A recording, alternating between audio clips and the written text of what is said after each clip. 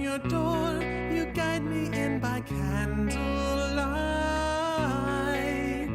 Run away, run away, run away.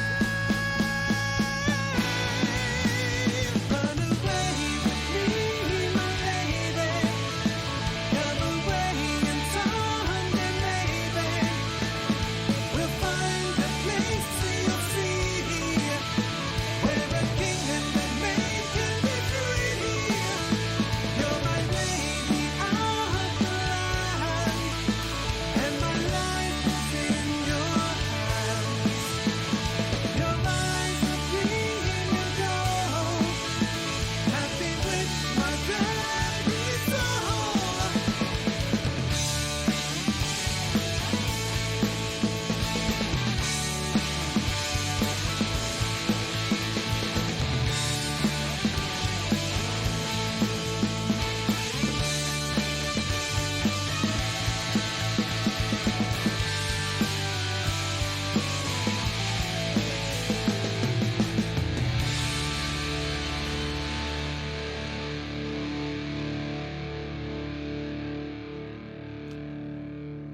Hi.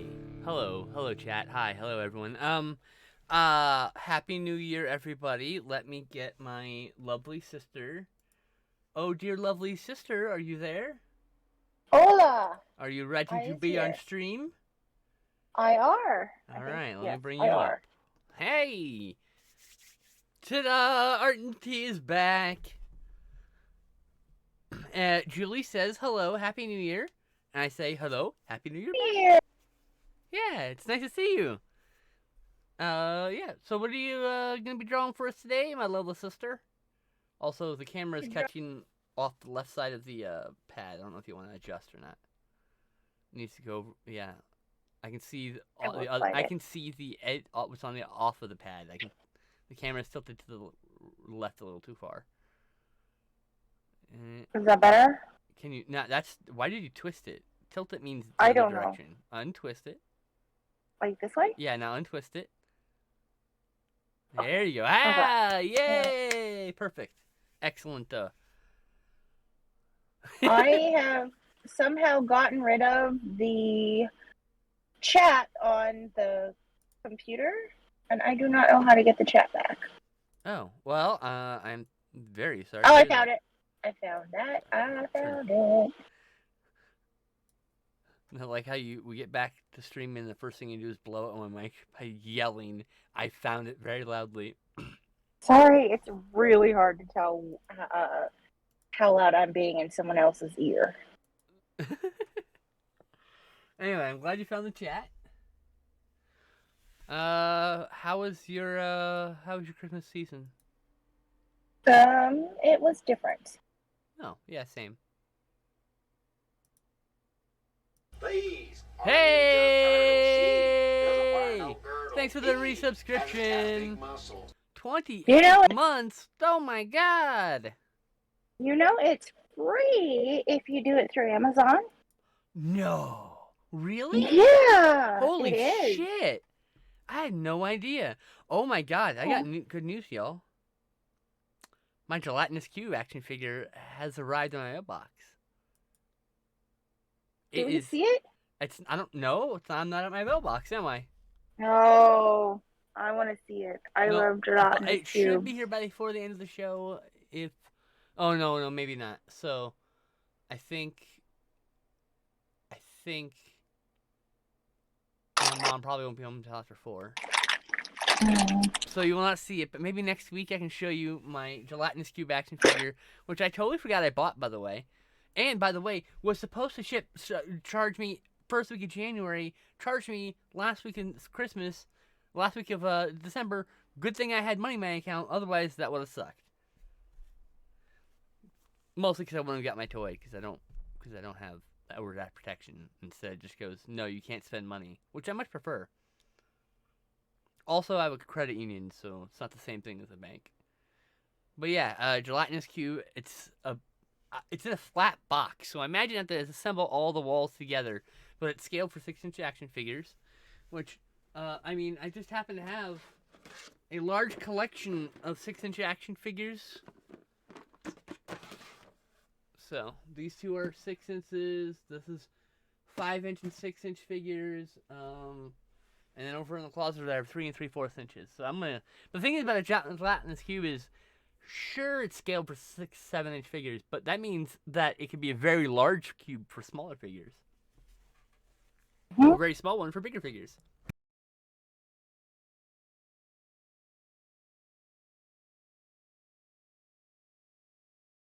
I have very few figures over 12 inches. I have very few figures over 8 inches. I just don't collect a lot of tall figures. Don't know where Swamp Thing is probably one of my biggest figures at 14 inches from foot to head. Hey, Born Info Guy! First art and tea for the year. Yes, indeed it is.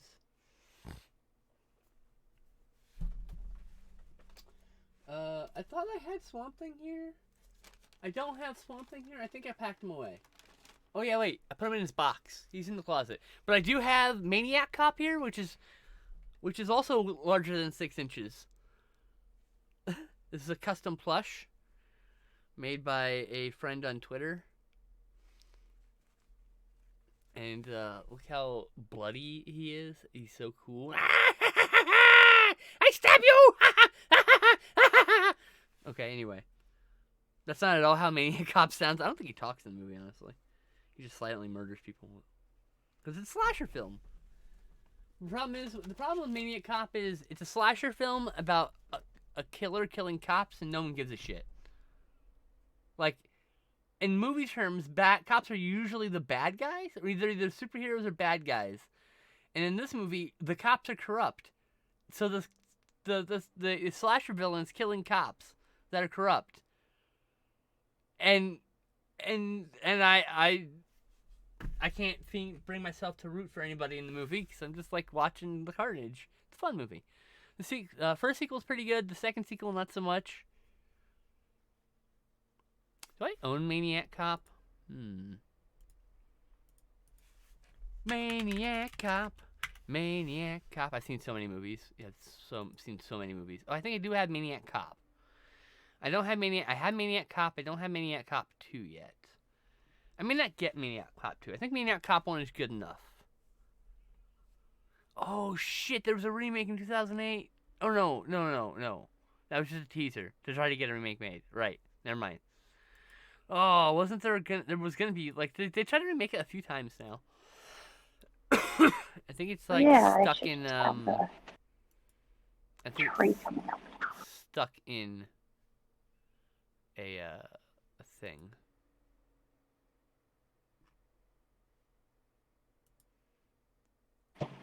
Or B. What B, Maniac Cop 2. Eating the Christmas tree.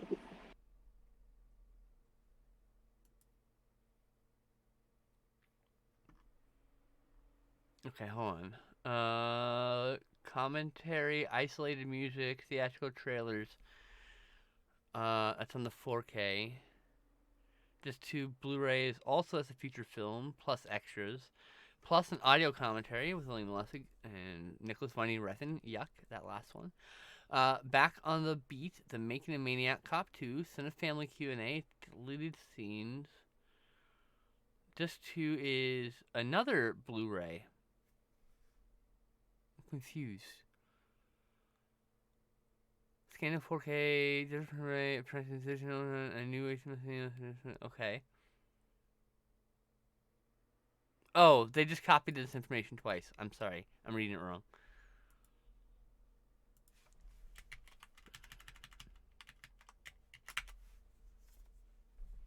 I need to find Orbit Maniac Cop 2, please, for the love of God.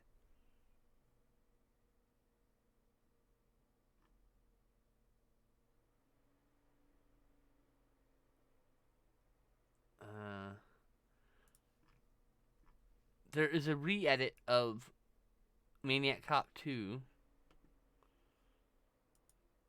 It's called Orbit Maniac Cop 2, and I don't know. I'm trying to find it right now. This is what happens. I will do something, and then I get distracted, And now I'm here on a Twitch stream, 4 pages deep in a Google search trying to find a thing. This is straight to the gelatinous cube.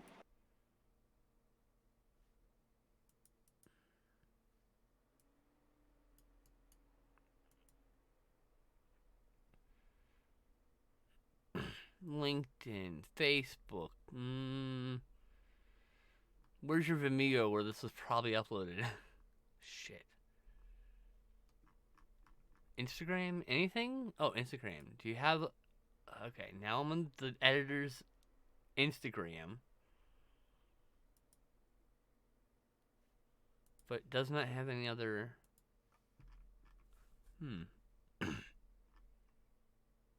Alright, well, that is a mystery for another day. Has that problem in Very Bad Things. No decent character to care about.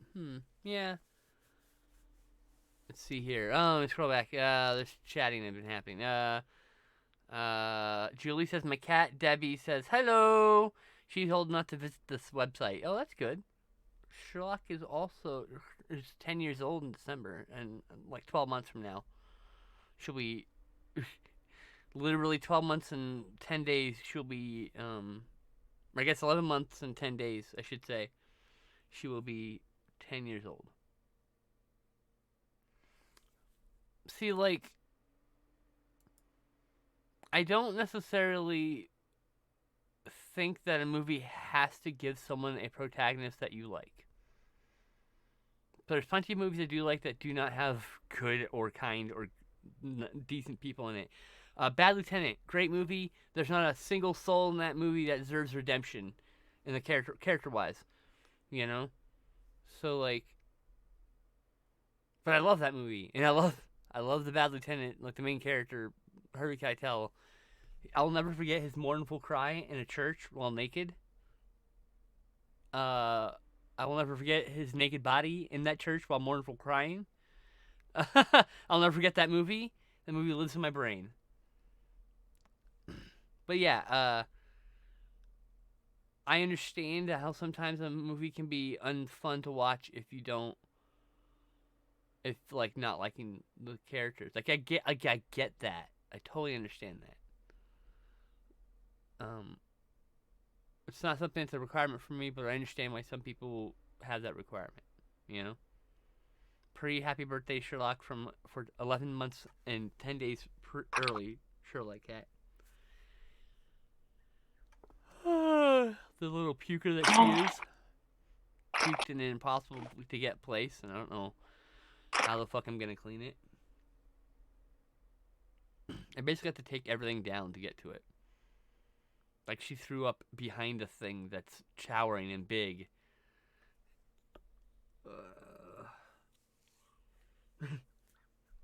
The lazy bitch in me, like, kind of wants to ignore it, but I'm not gonna. Just...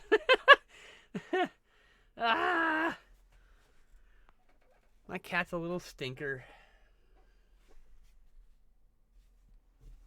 My cat is also a little stinker, so condolences. Ocha? No, Ocha is not doing anything. She's been cremated, so she's currently not stinky. Right. God damn it, I'm sorry. I forgot. No, I meant Zizi. She's a little stinker. She keeps going in the garage, and it smells bad out there. And she comes in smelling like garage. She's stinky too. Mm-hmm. VBT. Oh, Very Bad Things. Okay, it was my first dark comedy where you are supposed to enjoy the suffering of characters.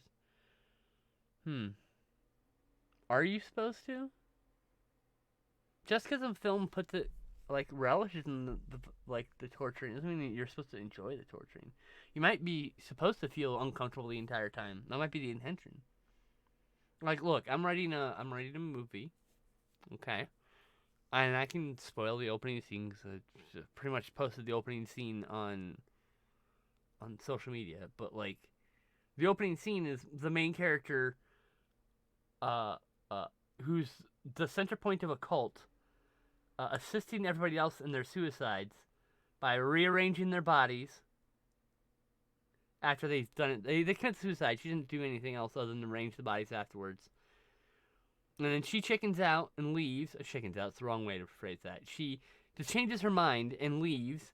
And as she's leaving the fucking building, I have written in, I think we're alone now, starts playing. So, you will watch this movie and you will be very uncomfortable for about 5 fucking minutes. And that is entirely 100% intentional.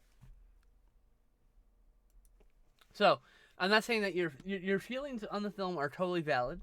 I'm just saying, like, I don't know what the filmmaker's intention is. And the filmmaker's intention, quite frankly, doesn't matter. If you didn't enjoy it, then that art's not for you. It's that simple, right? Like, but yeah, I am writing a very, very, very dark comedy. And, I'm intending to do it in a micro budget fashion, as in, like, once I get out of here, I'm going to start making strides pushing forward to actually find a casting for the main character and a few of the other characters, and then start filming bits. I'm not even kidding. Like, that's gonna my video quality will go from this quality to so much less quality. It'll look like, here, I can give you a preview. Is it gonna work? Did it work? See in the top left corner there? Top right corner, excuse me. Is that up there? It's left for me, right for you. That is my other camera. It happens to be in sync with my current camera because they're sitting right next to each other.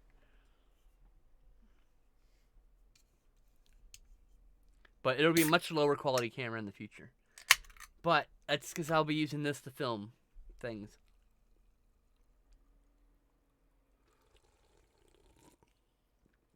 And I fully intend to edit the whole movie live on stream, if possible.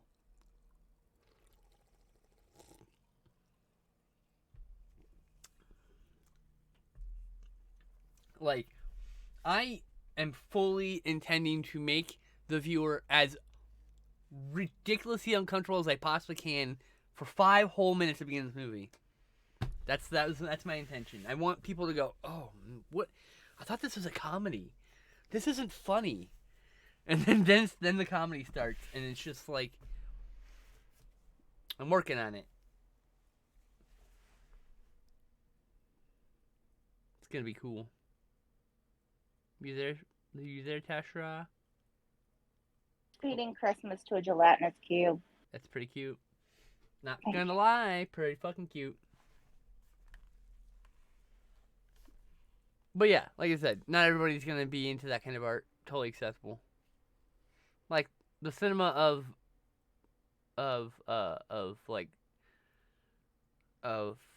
Sam Peckinpah is littered with characters who are completely and utterly unlikable. I don't know. Thinking right now, I think even Ballad of Cable Hogue, about a character who is at least trying to be good, is like a person I would never talk to in real life because of what a piece of shit he is. Like that's probably, that might be one of his more like kinder characters, and that's saying something. I think we're alone now. I love that. It is hilarious. I think it's funny, and if I think it's funny, someone else will think it's funny. And if someone else doesn't think it's funny, that's fine. Don't watch my stupid movie. It wasn't for you. I'm making this movie for me. So, And I want people to enjoy my movie, don't get me wrong, but, like, my movie ain't gonna be for everybody. That's for sure. That's for sure. Children, behave! I think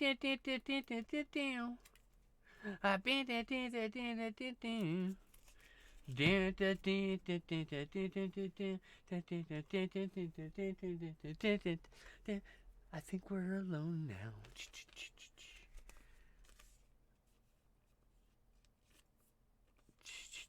make Santa's beard a little beefier. There we go. It's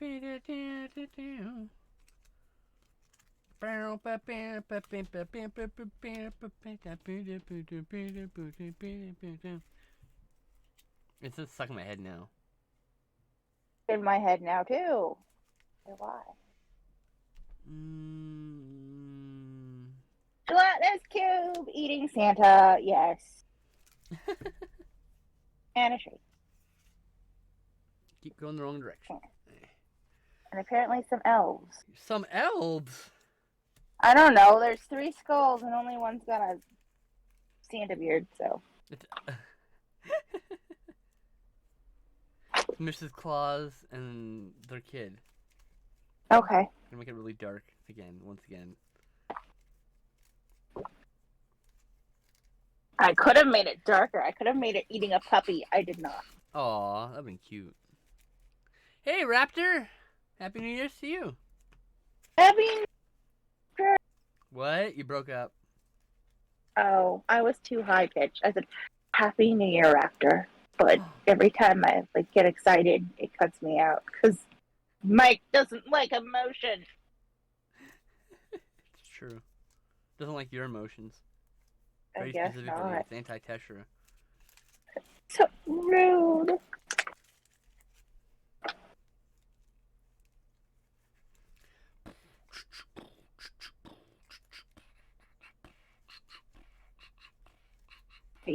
I'm taking a handbrake. I'm currently editing a Magic the Gathering deck.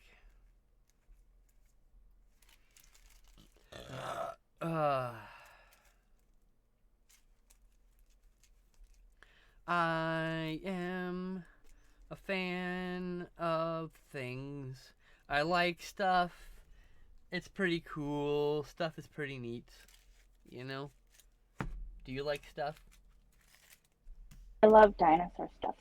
Dinosaur stuffs are good. Big fan. Glenn got me a blue and beta Christmas ornament set with blue and baby blue. Aw, that's cute. So I get blue on my tree and I get baby blue on my tree. I think we're alone now. Yep. Children, behave.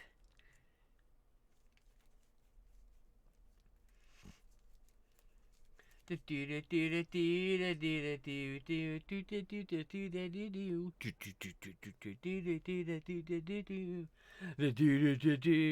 know why I'm doing it. I'm sorry. I just really. What they say when we're together and watch how you play. They don't understand, and so we're running just as fast as we can. Holding on to one another's hand, trying to get away into the night. And then you put your arms around me and we tumble to the ground and you say, I think we're alone now. There doesn't seem to be anyone around. I think we're alone now. The beating of our hearts is the only sound. Okay. Now the phrasing is out of my head. We're good.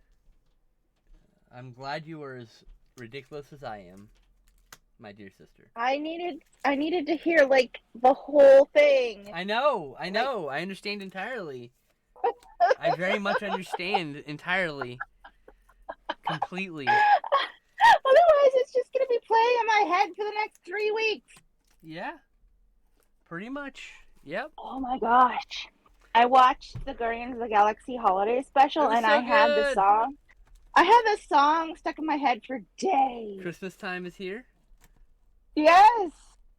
I don't know what Christmas is, but Christmas time is here. Yeah. Christmas time is here. Yeah. And I would just randomly shout rain, rain, rain, rain, rain, dear, dear, dear, dear, dear at people now because like. Word. Where is my... Human beings are strange.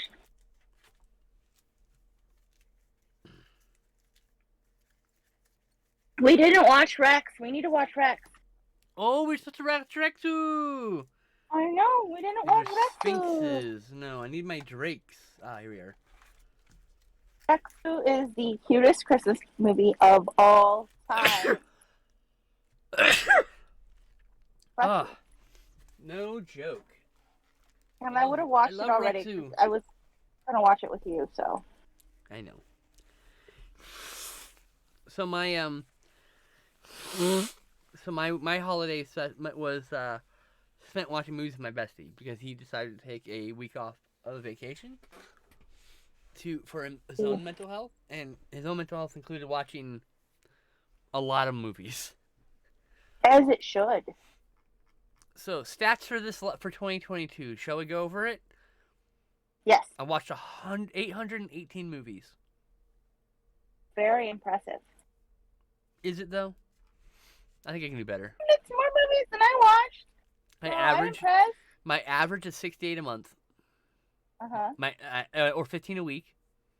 With my highest being Saturday. Or Sunday, I mean.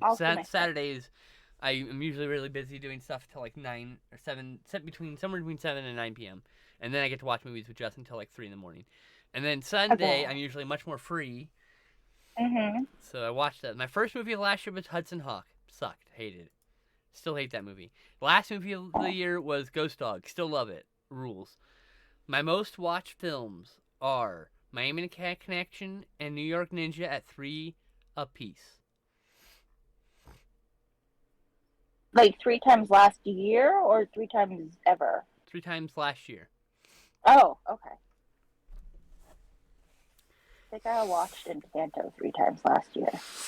And then I have a favorite first watches of 2022 with 60 movies on it. I actually have to update with the last 2 months worth of movies.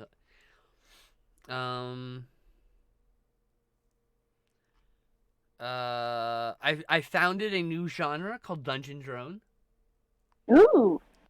I started a new Discord for watching movies called The Secret Cinema.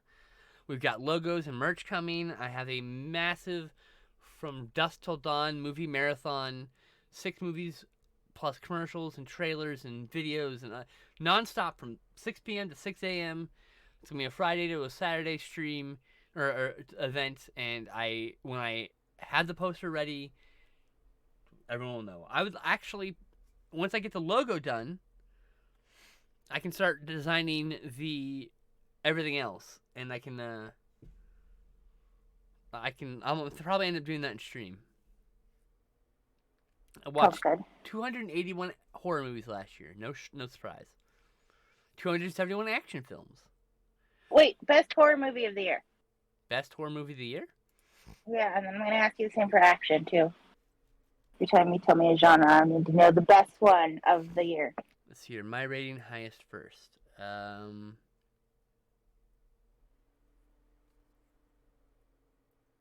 My favorite horror movie? Yes. We're All Going to the World's Fair from 2021. Probably one of my new favorite movies of all time. It's a movie I heavily identify with in ways, and my God, what an incredible piece of art that is. Highly recommend it. Would show it a million times if I could. There's also a chance I might show it during that marathon. I'm not sure yet.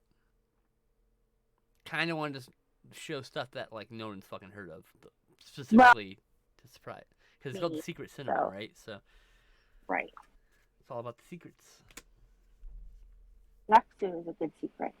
Rexu. I might do a Christmas marathon sometime and do like Santa with Muscles and Rexu and Pierre Noel code 3612 code Pierre Noel or whatever it's called. Also known as Deadly Games, which is one of my favorite Christmas movies. I'm staring at Anna and the Apocalypse, and I still haven't watched it. I haven't either. It's on my watch list. I was gonna watch it this year and I missed out. I was supposed to watch it with Samantha, and then we had what was it? Oh yeah, a pandemic. We had a pandemic, and then I did not get to, and it's still sitting there in the wrapped up DVD case, like waiting for me to watch it, and it looks so sad.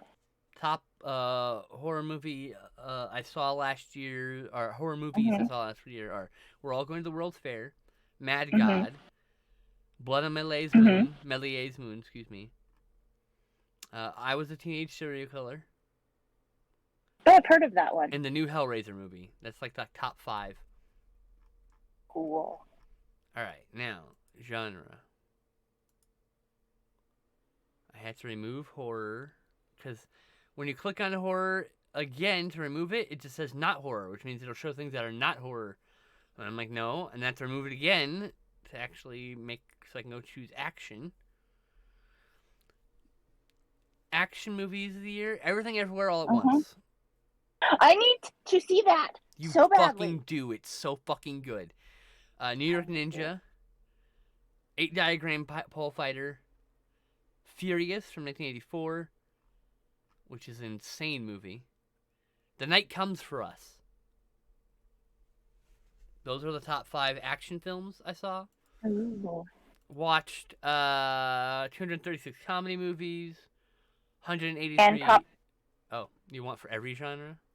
I want for at least the ones that you watched, like a decent amount. Every genre I watched a decent. I'm like mystery movies that are the ones I watched the least at 81 movies. It's still a lot. Oh, yeah, So, but it's not over 100, so meh, it doesn't need to go. by the way, best mystery movies were Death on the Nile, Knives Out, and Glass Onion, which I both watched for the first time this year. Knives Out is on my list. See, you watch have stuff to on my see list and I forget it, and I need Oh, to see it. I need to. I My need to write God, these down. Benoit Blanc is incredible. He's amazing. I love him. All right, comedies.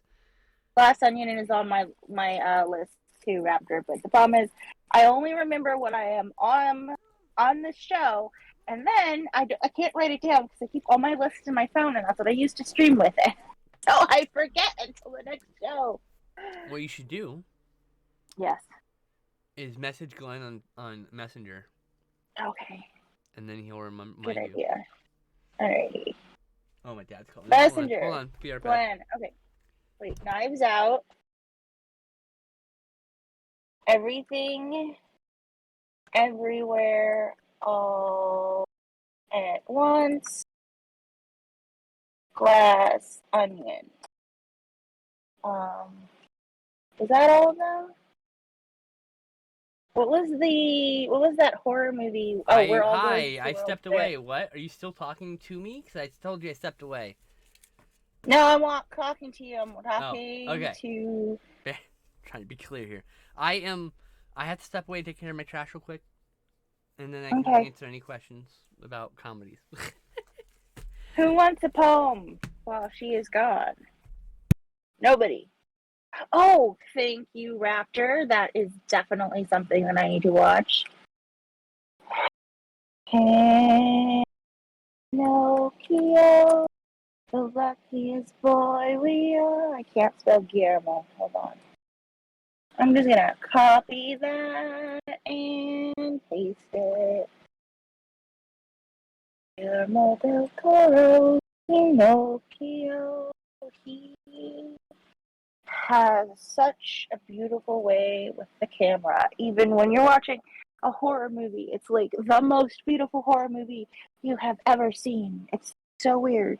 Like, I just love it.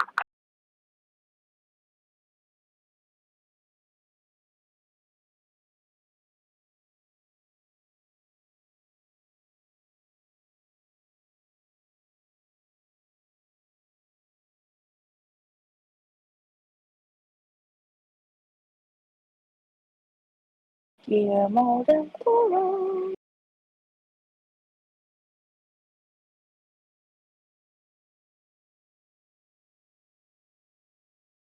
I still need to see that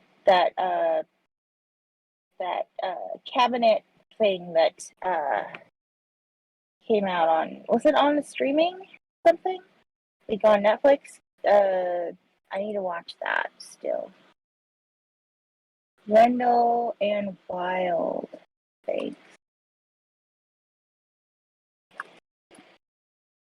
Wild on Netflix. Poor Glenn. I get full of things. Yes, the Cabinet of Curiosities. Thank you. Definitely. That's on my list of things that I keep forgetting. Netflix, Cabinet of Curiosities. I know there's other stuff like uh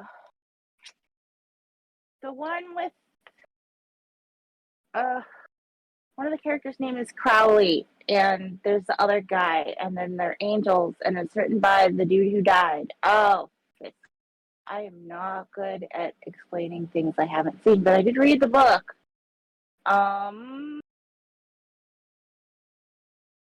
I think there's a hellhound in it.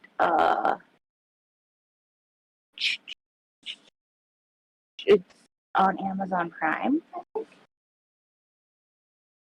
The Cuphead Show.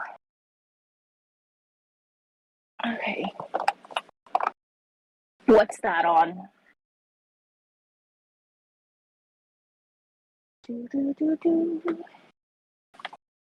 I really need to see Anna and the Apocalypse. I'm pretty sure The Addams Family is a Christmas movie, and The Addams Family 2 is a Thanksgiving movie because it's The Addams Family starts on Christmas. And The Addams Family 2, well, is in the middle of the summer. You know, it's all about Thanksgiving. I'm back. So. Hi! So, Raptor, I think the problem is I don't have Netflix at present. Haven't for a while. The content has been lacking. What? You can use mine. Oh, that'd be awesome. No. I don't think. I think something is my. I canceled it because I was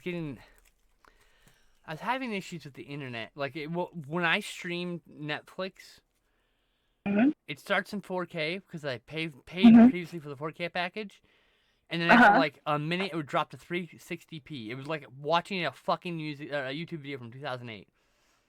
Oh. And it did that no matter what. And there's something about the way my internet's configured, or my browser, or whatever.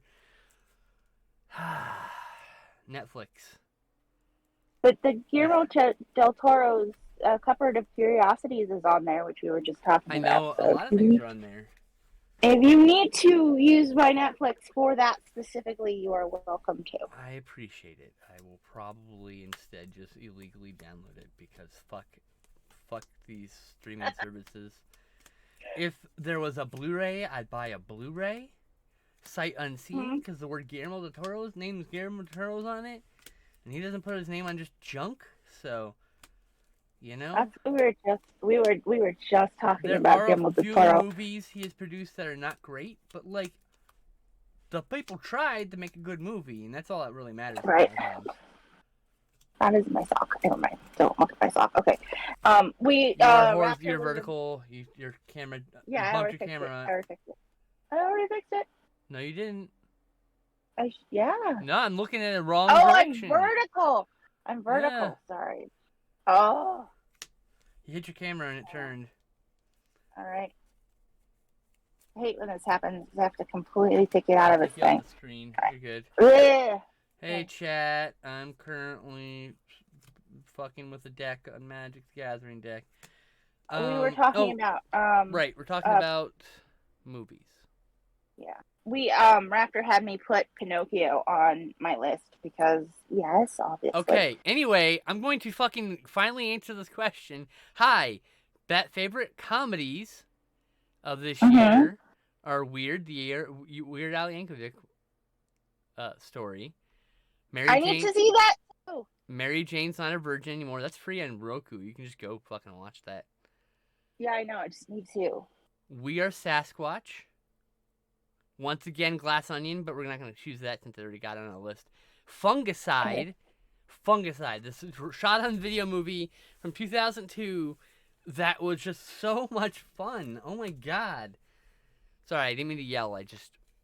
You kept, like, going off on tangents, and I was trying to fucking talk about this. I apologize for snapping. We are two neurodivergents getting excited about things that happen. I still apologize for it. I shouldn't have snapped. So, sci-fi movies.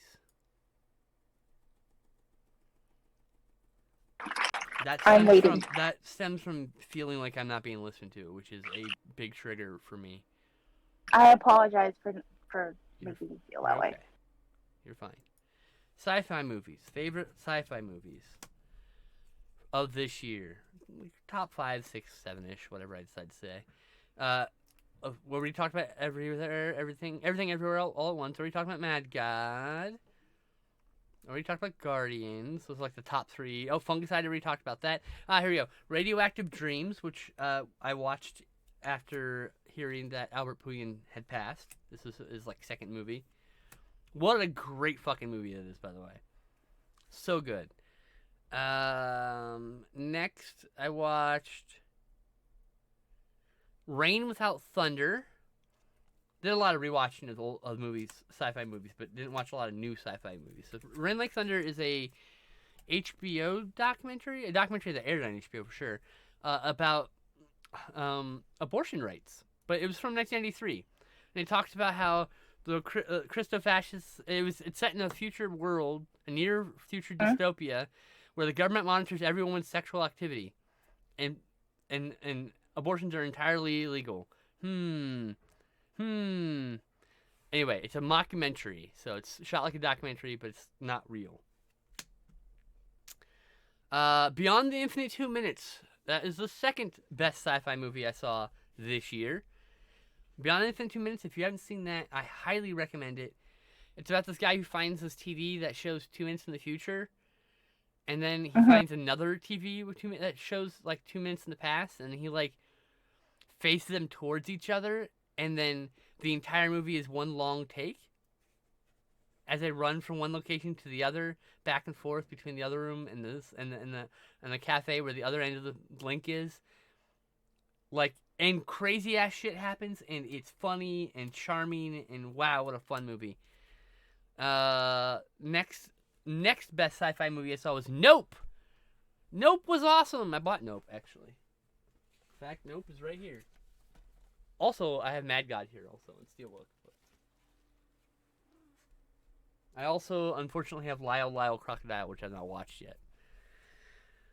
Prey. Prey was great. Crimes of the Future was great. I watched Your Hunter from the Future for the first time this year. Loved it. Let's see here. Thriller. I hate the genre thriller. Thriller is not fucking... Like thriller and suspense and action, I hate this because it's like so. Those are so generic. Drama, action, thriller, suspense. Those 4 things happen in like many movies, and so it's so silly. Like, what is a thriller? What is okay? Well, this is a thrilling movie. Is it a thriller? The genre is dubious at best. Sci-fi, at least there's a setting. Fantasy, there's a setting involved. Found footage, there's a premise attached to it. You know, like there's, I don't know.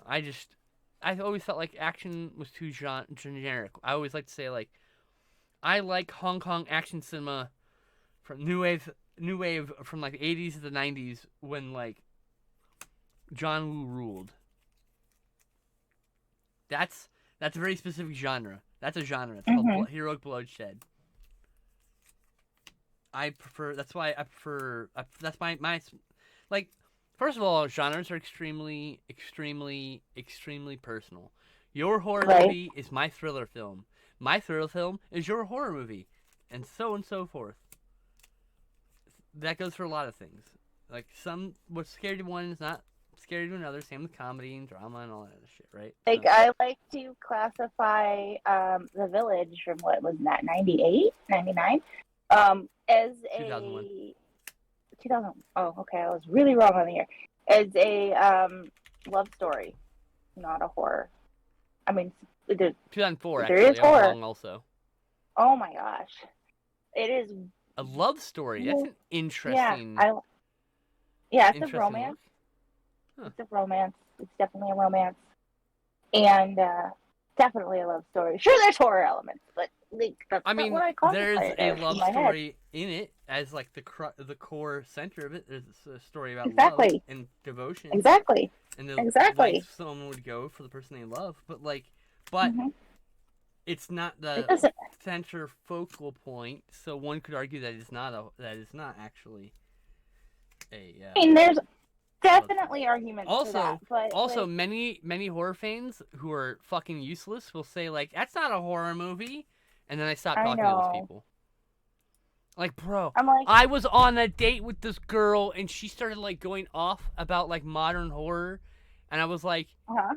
I have never been so fucking unattracted to a person. Like, What did she say? oh, all modern horror sucks. All of it's bad and terrible. It's all artsy fartsy. And like, oh, you're one of those. Bye. Hi, I like art.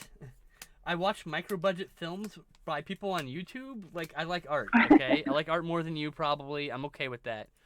But, like, holy shit. Nothing drives my cooch quicker than this whole swath of genre, insert genre here, is terrible these days.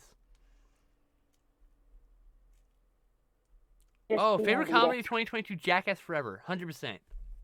Jackass 4.5 was also really good. Okay, so thrillers.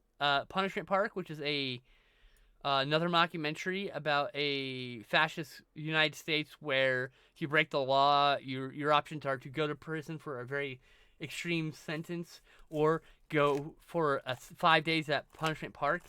When you get to Punishment Park, you're told to walk from one. You have to walk from one starting point to an end point, and there are people hunting you, and if they catch you, they can kill you.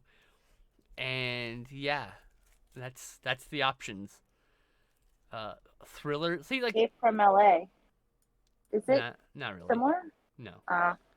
The next first watch thriller I watched was Blue Velvet, a film I don't necessarily think is a thriller. My problem is like I hate this genre. I hate this idea of this genre. Blue Velvet, In the Heat of the Night, Nightmare Alley, Last Night in Soho, The Card Counter. All 5 of those movies are in the thriller genre, are so not those things, though. Anyway. Drama! A genre we can all agree doesn't need to exist as well.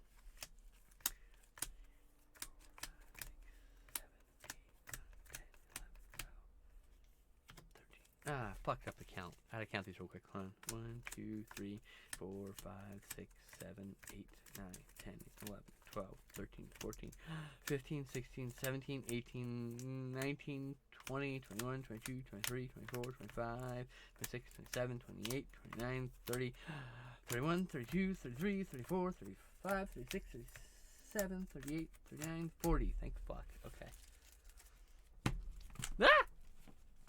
Just made a mess. Alright, so favorite first watches of drama. Sort by my rating. Highest first. Only talking about the movies I watched for the first time this year.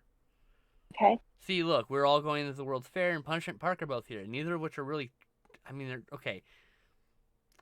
Punishment Park is kind of a drama. I don't know. Anyway, A Diagram Pole Fighter, calling that a drama is really unfair. Blue Velvet, yes. In the Heat of the Night, okay, all of those I already talked about. Oh, here we go. The Red Shoes, which is a 1948 movie that's incredible. That's the one where she's a dancer and Yes. Yep. I've actually seen that. It's so good. And I watched recently. In fact, in December 30th, I watched a movie called Wild Hood, which is I am such a sucker for gay movies. So it's about this guy Link and his brother, and they're fleeing their abusive father, and they embark on a journey. And Link is discovering his sexuality and his Mi'kmaq heritage. I fucking butchered that. I'm super sorry. And he and this other guy boy are falling in love with each other, and it's so fucking cute. Oh, cried so hard, so beautiful.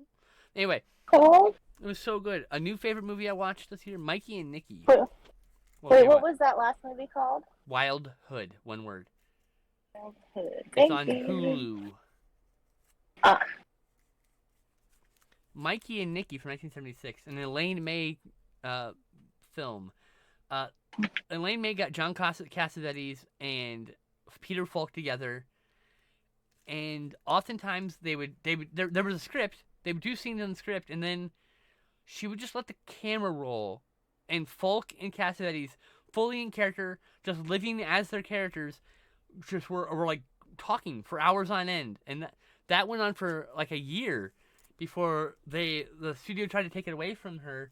So she took the negatives and hid it in a friend's garage until they finally gave her final cut. Oh my gosh. And so she finally cut the movie, and Mikey and Nikki is a film about besties breaking up. So Oh. like that's a relationship like anything else, and so Yeah. Mikey and Nikki they're at some friendships are forever, some friendships Mhm. have a lifetime or spent Yep. a lifespan, and Mikey and Nikki are at their end, and Nikki is wanted by the mob, and they want to kill him for his debts and whatever other shit. And Mikey is trying to set Nikki up by putting him in a place where the mob hitman can come and take him and go kill him. Mm. Betraying his best friend, basically. In the whole world. And the fucking ending, oh, it's so devastating. What a fucking incredible fucking movie. So good. I saw Power of the Dog, which was the gay cowboy movie. A very upsetting movie. Oh my god. If you're talking about movies populated by people you don't like, woo! Hey, that's a rough movie. I don't think I'll ever watch it again, though I thought it was incredible. A 9 out of 10 film. Like, incredible, but one of those movies. Mm. Mary Jane's Not a Virgin, which I listed as comedy, but I didn't really think it's like Clerks. It's a comedy, drama, slice of life movie. It's Right. on the last day. It's on the day of the closing of this theater, and Mary Jane got pregnant, and it's about Mary Jane's the main character, and just about her last day. She goes about things, talking with people, and doing her job and whatnot. Right? It came out like 2 years after Clerks, and if Clerks didn't exist, the comparisons, I think I think that Sarah Jacobson would have been in the position that Kevin Smith is in potentially.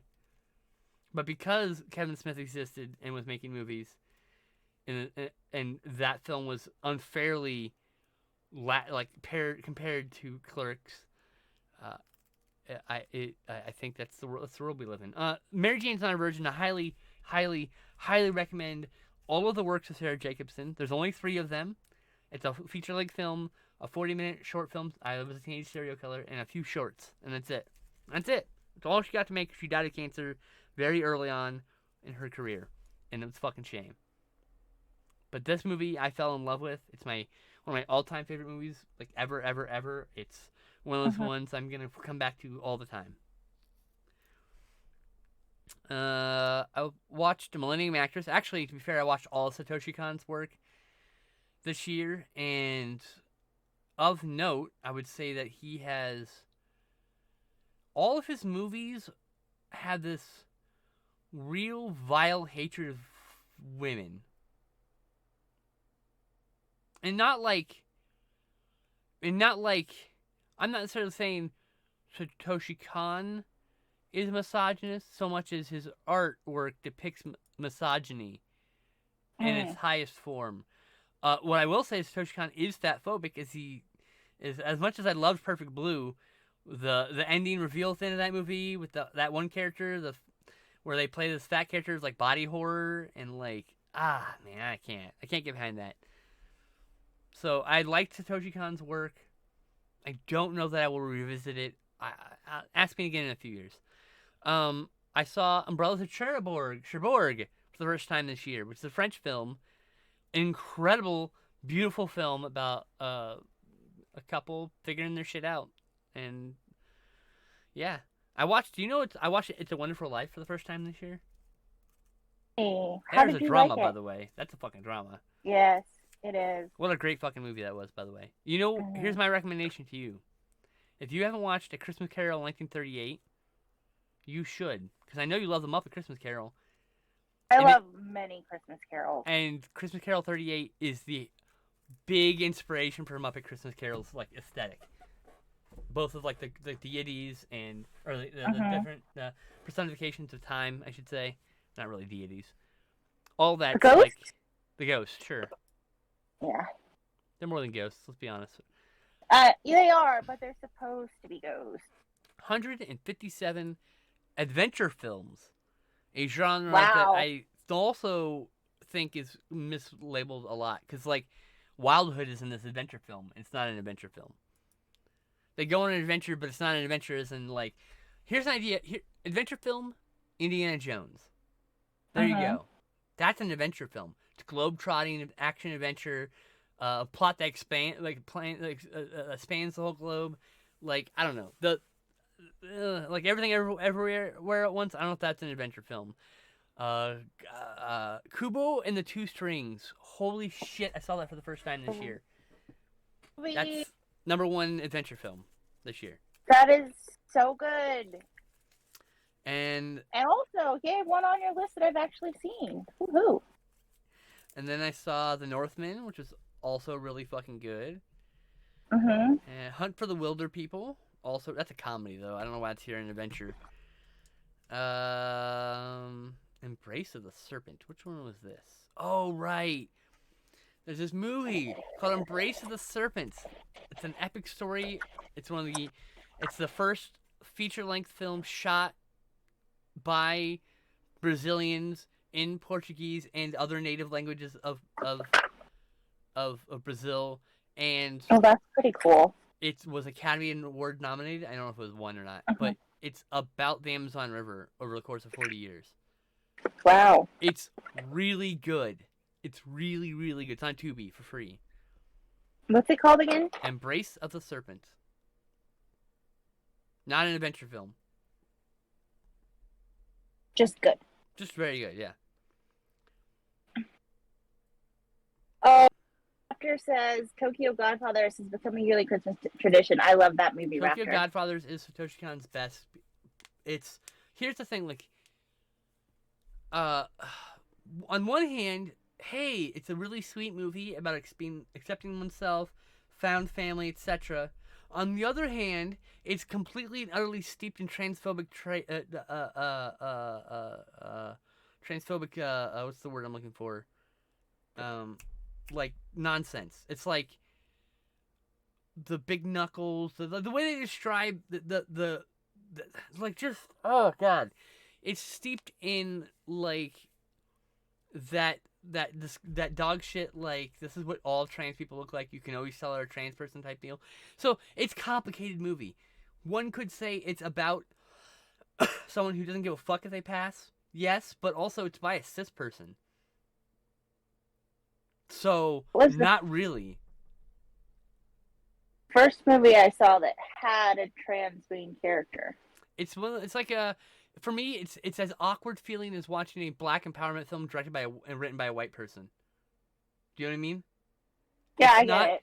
It's not like it's intentionally harmful or offensive, but it's a film that makes me a little squiggly. Let me catch up on chat. Let's see here. Jackass Forever. Gotta see Weird Al story. Clerks 3 is excellent. Haven't seen Clerks 3 yet, or the Jane Silent Bob reboot. Oh yeah, and Netflix is stopping password sharing this year, so giving your password won't help. Did you hear me? Yeah, I'm like, but like my mom is on my. For now, they're gonna crack down on it this year. I said. No, my mom is on my phone plan, so we're getting Netflix through our phone plan. So technically, okay. But everyone else. That sucks. I still recall a year or two ago when a journalist said Alien isn't a horror movie. That guy's an idiot. Alien isn't a horror movie. Alien isn't a horror movie? The movie is about body horror, about the body being violated against its will. Like, it's about male rape, and at least a thimbleful of it is, you know? Oh, Chippendale Rescue Rangers. Still need to see that. That was great. That was really good. Everyone cracked on that one, but I really liked that movie. Yes, in Power of the Dogs, one Sam Elliott got homophobic about. There are no gay cowboys. They're real men who live in the West. And says the guy who plays pretend for a job. If Clerks didn't exist, fuck you. I won't bite my tongue. Eat my ass. Tokyo Godfathers becoming a yearly Xmas tradition. Yeah. 1, 2, 3, 4, 5, 6, 7, 8, 9, 10, 11, 12, 13, 14, 15, 16, 17, 18, 19, 20, 21, 22, 23, 24, 25, 26, 27, 9:30. Shit on a stick.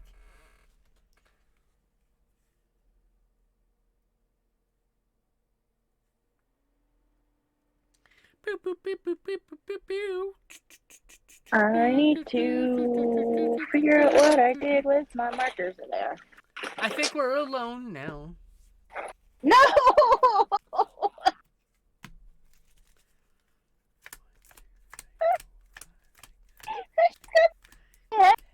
Not there.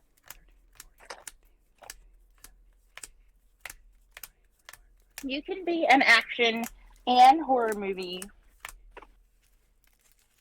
Alien is horror. It's sci-fi horror. Yeah. Yep. It's a haunted house in space. Literally, Oh. literally, it's described as a haunted house in space, and he's like, "It's not horror. It's not horror. Are you sure?" Boring info guy says Alien was horror. Aliens leaned more towards action. Yes, Aliens was a sci-fi action film. Alien was a sci-fi horror film, but he was talking But about we Alien actually- the first film. We actually, because we already know what about the aliens in Aliens, so it's a little bit different. I suppose that true.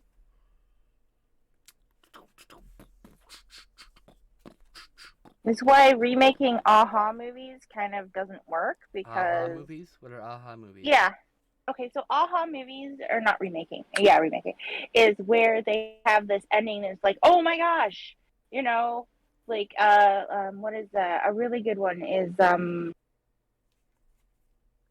Okay, is this thought steeped in the idea that everyone's seen a movie? Because I'm here to tell you that not everyone's seen the movie that they're referencing. So. remember the movie. Even if so they're remaking the movie. I can't reference it. I can't remember. But it's like you're going along and you're thinking one thing, and then all of a sudden at the end you're like, oh my gosh, Yeah, aha! that's that so kind of silly movie. though, because not everyone's seen the movie that you're No. thinking of. So who cares? But when you're seeing the sequel, enough people have seen the first movie that they kind of Movies have don't to generally change the repeat dynamic. their premises like that. No, they don't generally do reveals like that. Aha, reveals. There's none of that in Aliens. The second. I'm thinking of a specific movie though. What movie? I can't remember. Then it doesn't matter, does it? The I See Dead People movie. That one. What about Sixth Sense?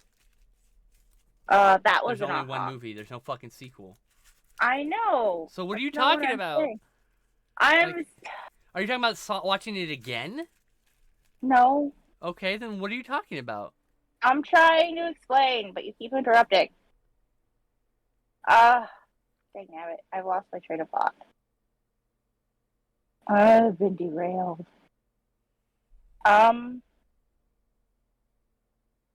Oh, with sequels and remakes, if you're trying to redo it, it just doesn't work the second time. Like with For you, The 'cause monk- you've seen the first one, but not everyone has. And you don't make a movie assuming people have seen any of the other movies. You make a movie. no, make a like movie. they try.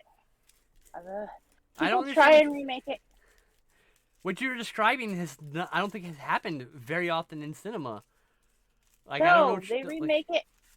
They remake it with a different thing. Like they don't do the same aha at the end, and then it's just weird. Like Huh?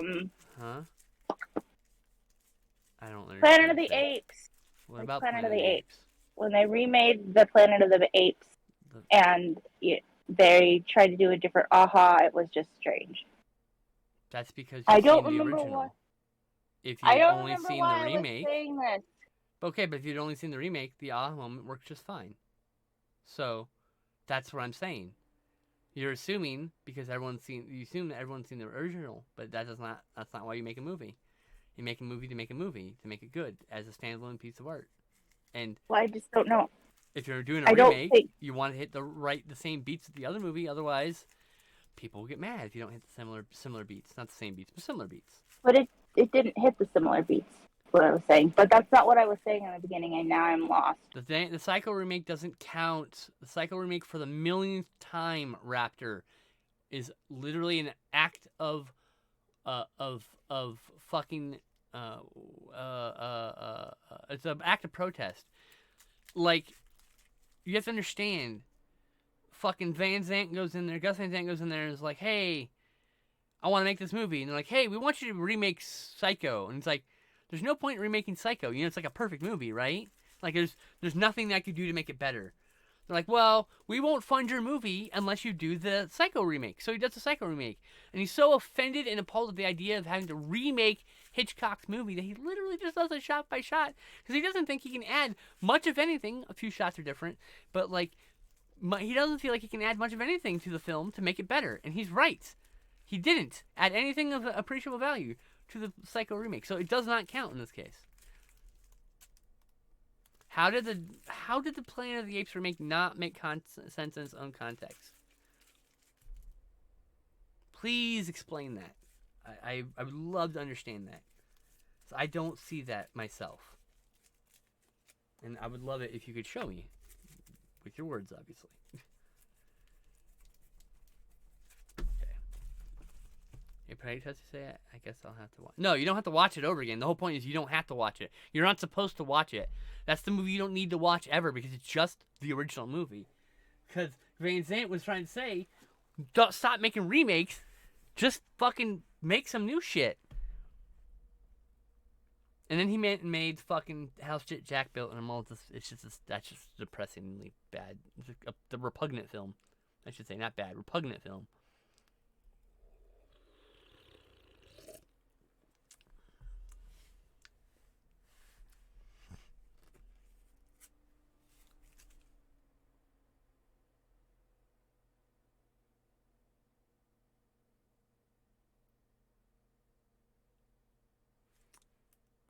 So the original Planet of the Apes reveals that this is Earth far in the future. Spoiler alert for a movie that's fucking 55 years old or whatever. The remake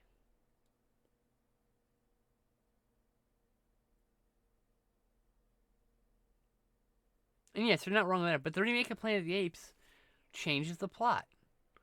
You get to the end, he comes back to his, what he thinks was the right time, and it's revealed that he's back in modern times,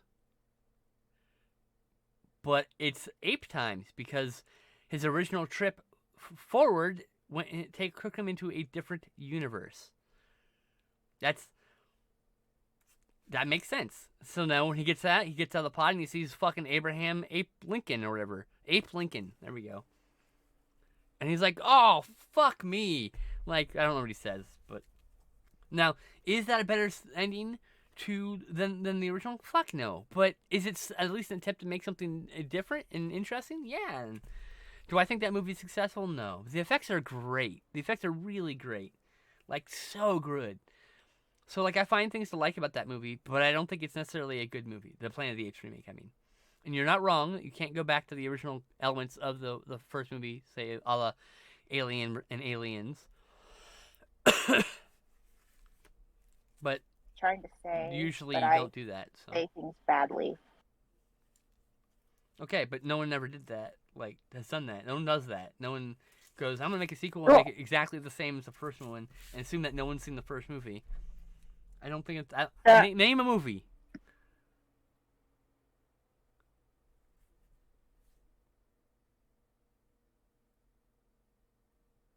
Saying that you can't do that. Not that they do. I was saying that you can't. Well, I mean, you could, but they don't.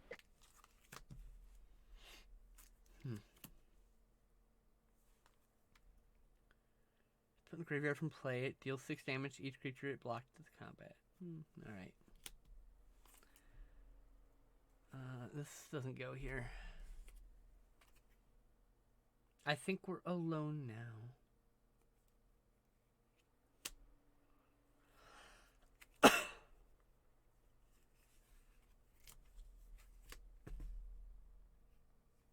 Did enjoy Roth as the baddie. That's because Eli Roth is incredible, like an incredible actor. And yeah, he did a really good job in that movie, I agree. A real standout in what is otherwise an only okay movie. In my opinion, of course.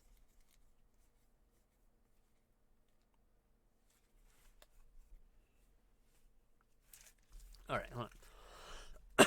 When Primacon Sky Rampart enters the battlefield, choose left or right. Each player may attack only the nearest opponent in the chosen direction, and Planeswalker is controlled by the opponent.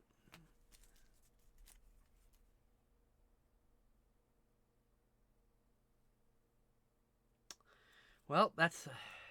And this is just a bunch of artifacts. Why do I have a bunch of these artifacts? What is this?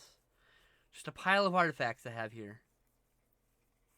I am finding out that I just have random piles of cards everywhere. I am not enthused by Like, that. I have random piles of pens everywhere. Not the same thing, but it is a random pile. It is a random pile, yes.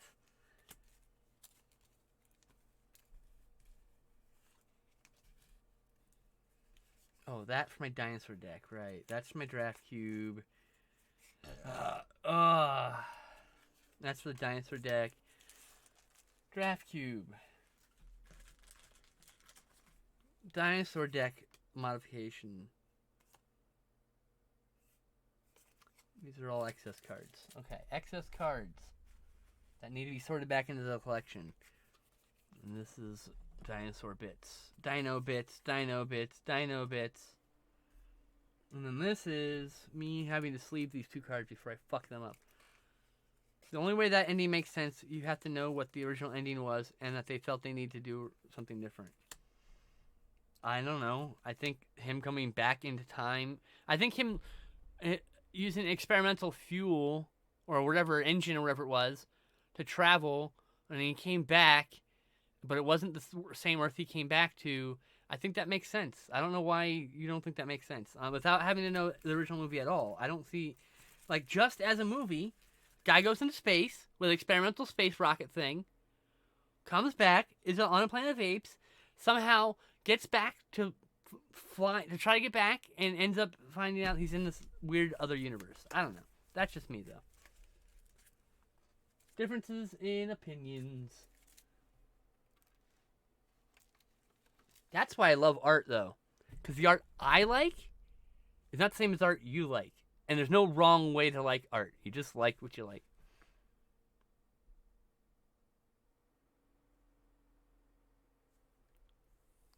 He wasn't suddenly in April. He never left the anyway.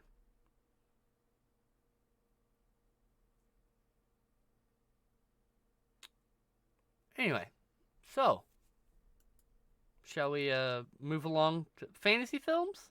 Do you want to know what fantasy movies I watched this year? Fantasy films. I would Only love watched to. 129 of those this year.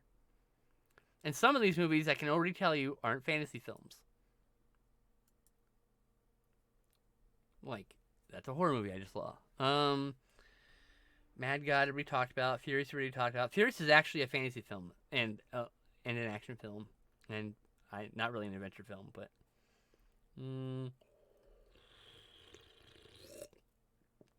Lair of the White Worm, based on a Bram Stoker story, was really fucking good. Very visual. It's by the guy who did what's it called? What's that director's name? Ken Russell? Ken Russell, yeah. Who's an incredibly visual director, but not necessarily everyone's cup of tea. Thor: Love and Thunder. I guess that counts as a fantasy film. I guess superhero movies are a fantasy sci-fi combo, right? Sure, I think It's so. taking like old Greek heroes and dressing them up in new trappings. That's basically the same thing. It's kind of like urban fantasy. The Black Cat from 1989 is a horror film, not a fantasy film. Valerie and Her Weekend of Wonders. That was an incredible movie. Yeah. Valerie and Her Weekend of Wonders is probably the best fantasy film I saw all year.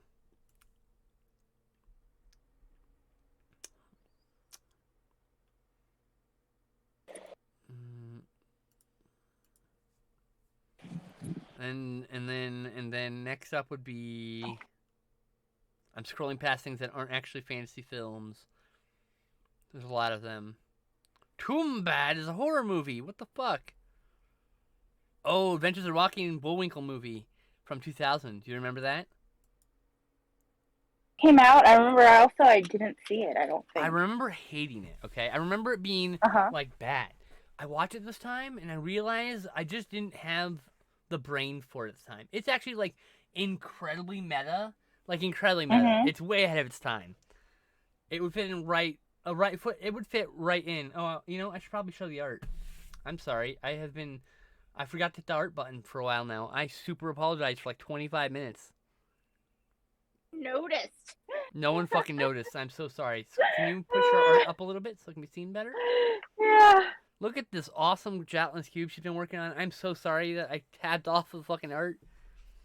I haven't streamed in like 2 months because I was in a depressive hole.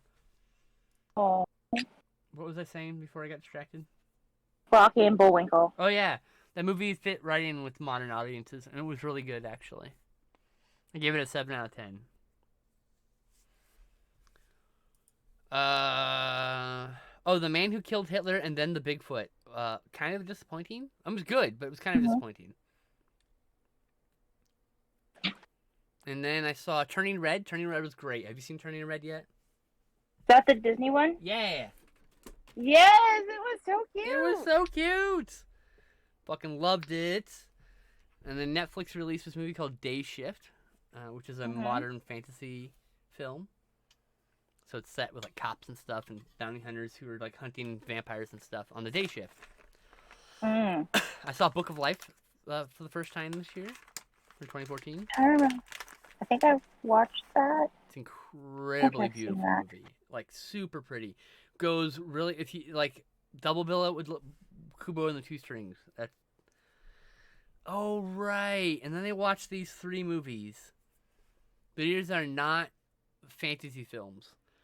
So in the 70s, Roy Ormond and his family had a plane crash that they all walked away from. It was a really bad plane crash. They all walked away from him, relatively unscathed. And Roy Ormond and his family became born-again Christians.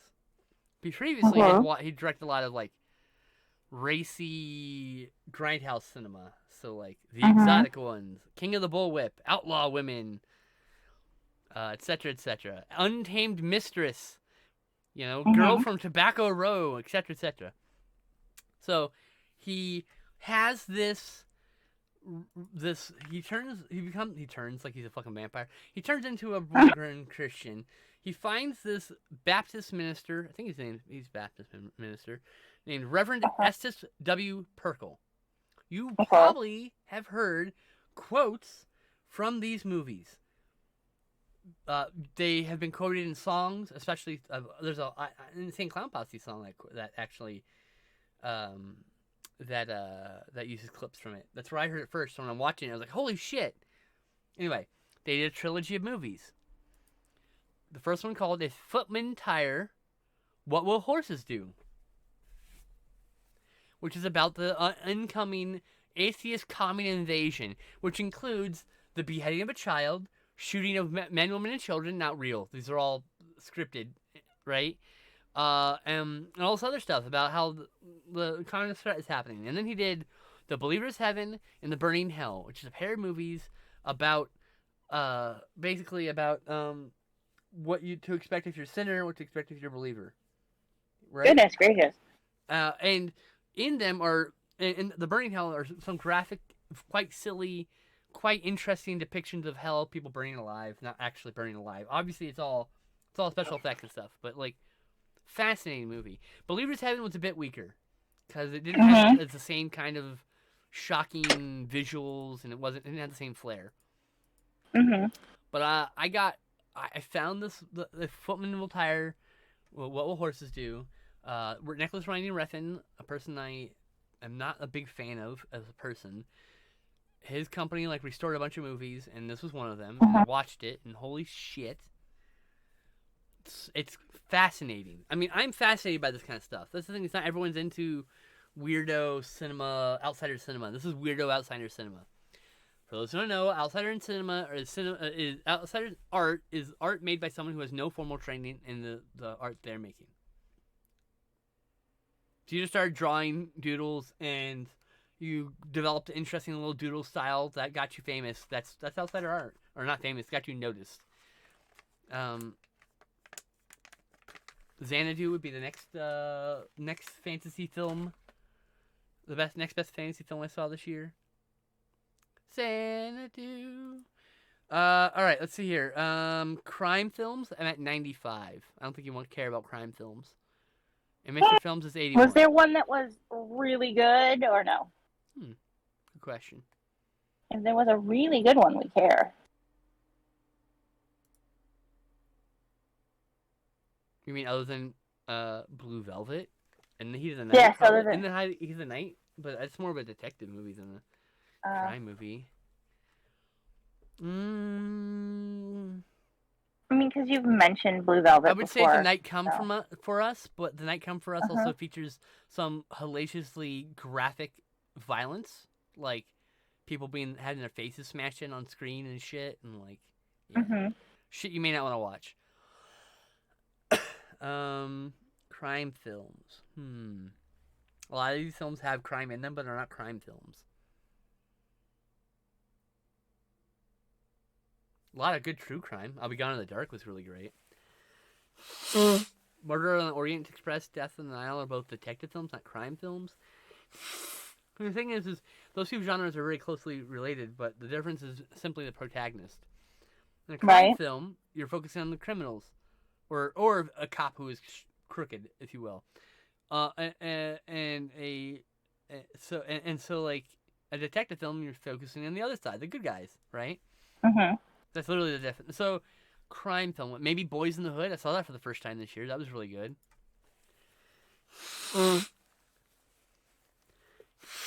Just because a film features someone committing crime does not mean that it's a crime film. Headshot from 2016. Another one of those extremely graphically violent martial arts crime films that I really loved.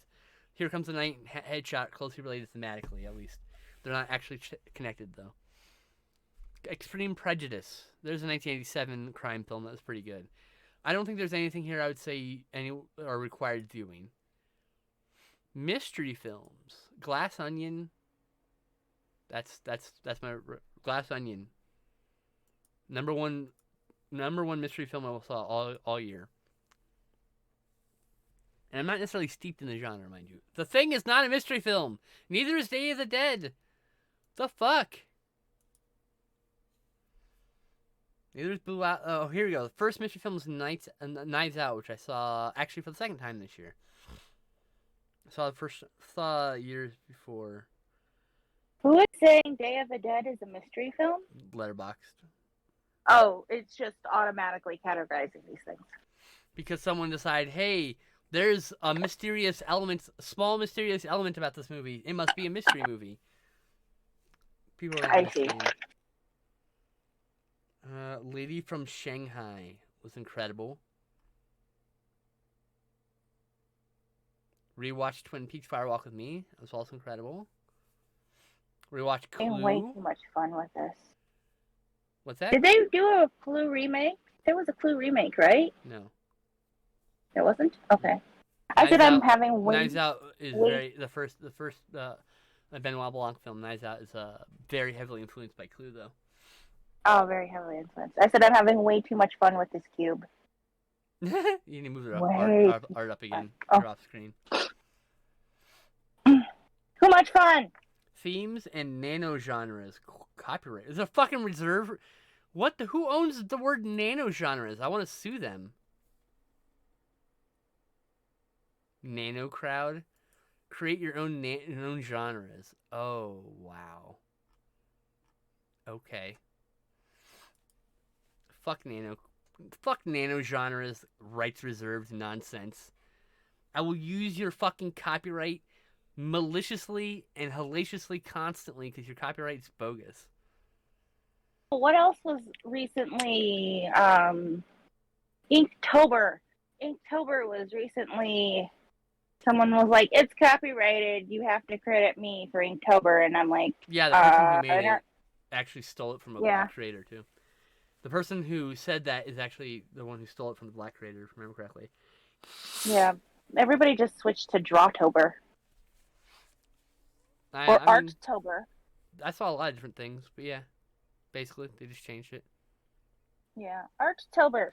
Yeah, Northman was really great. What a beautiful, fucked up meditation on revenge. So in 2020, 7% of the movies I watched were releases from 2020. 93% were from Purple. before 2020. I watched 40% of my watches were first time watches. 60% for the first time in years was 60%. Those were reversed before. For the last few years, I have been like actively avoiding rewatching movies. So, like, here, look. If I go to my 2021 list, let's see the rewatch versus watch values. Takes a minute to load up because Letterboxd is slow. And in Australia, it's slow. And in Australia, yeah. So, actually, it's the same. Maybe it was 2020. I was doing this. Hold on. I may have stopped in 2021 and forgotten. It's been a long 3 years. Okay. But for like Very a long. few years there, I was actively trying to watch movies I hadn't seen. And I'd rewatch movies that I had no recollection of only because that's basically like watching... yeah. Anyway, I mean, that makes sense to me. do you know how many movies I watched in 2020? No, how many? 306. Oh, that's very, like, almost one a day. Yeah. And I'm looking at my past dates, and my previous statement might be wrong. I think it's always been a 60-40 split, even when I'm trying not to be. I'm trying to favor newer movies for a long time, but... I'm going back to 2019. Let's see here. I need some gray. I watched 268 movies in 2019.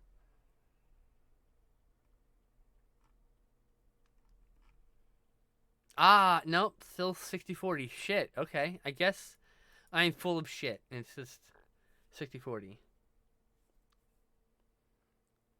I do as well, but sometimes after work, I just want to relax, so I will throw on a Godzilla movie or something from the Cornetto trilogy. Or something from the Cornetto trilogy, something similar. Yeah, exactly. Same. Alright, my highest rating, my most average rating was 7 out of 10. I 285 movies. I rated 51 films at 10 out of 10. I rated 47 movies at 9 out of 10. 190 movies as 8 out of 10. And 3 movies as half a star, or 1 out of 10. 11 movies as 1 star, or 2 out of 10, excuse me, I should do that better. 6 films at 3 out of 10. 30 films at 4 out of 10. So my ratings are hugely skewed between 6 and 7 stars.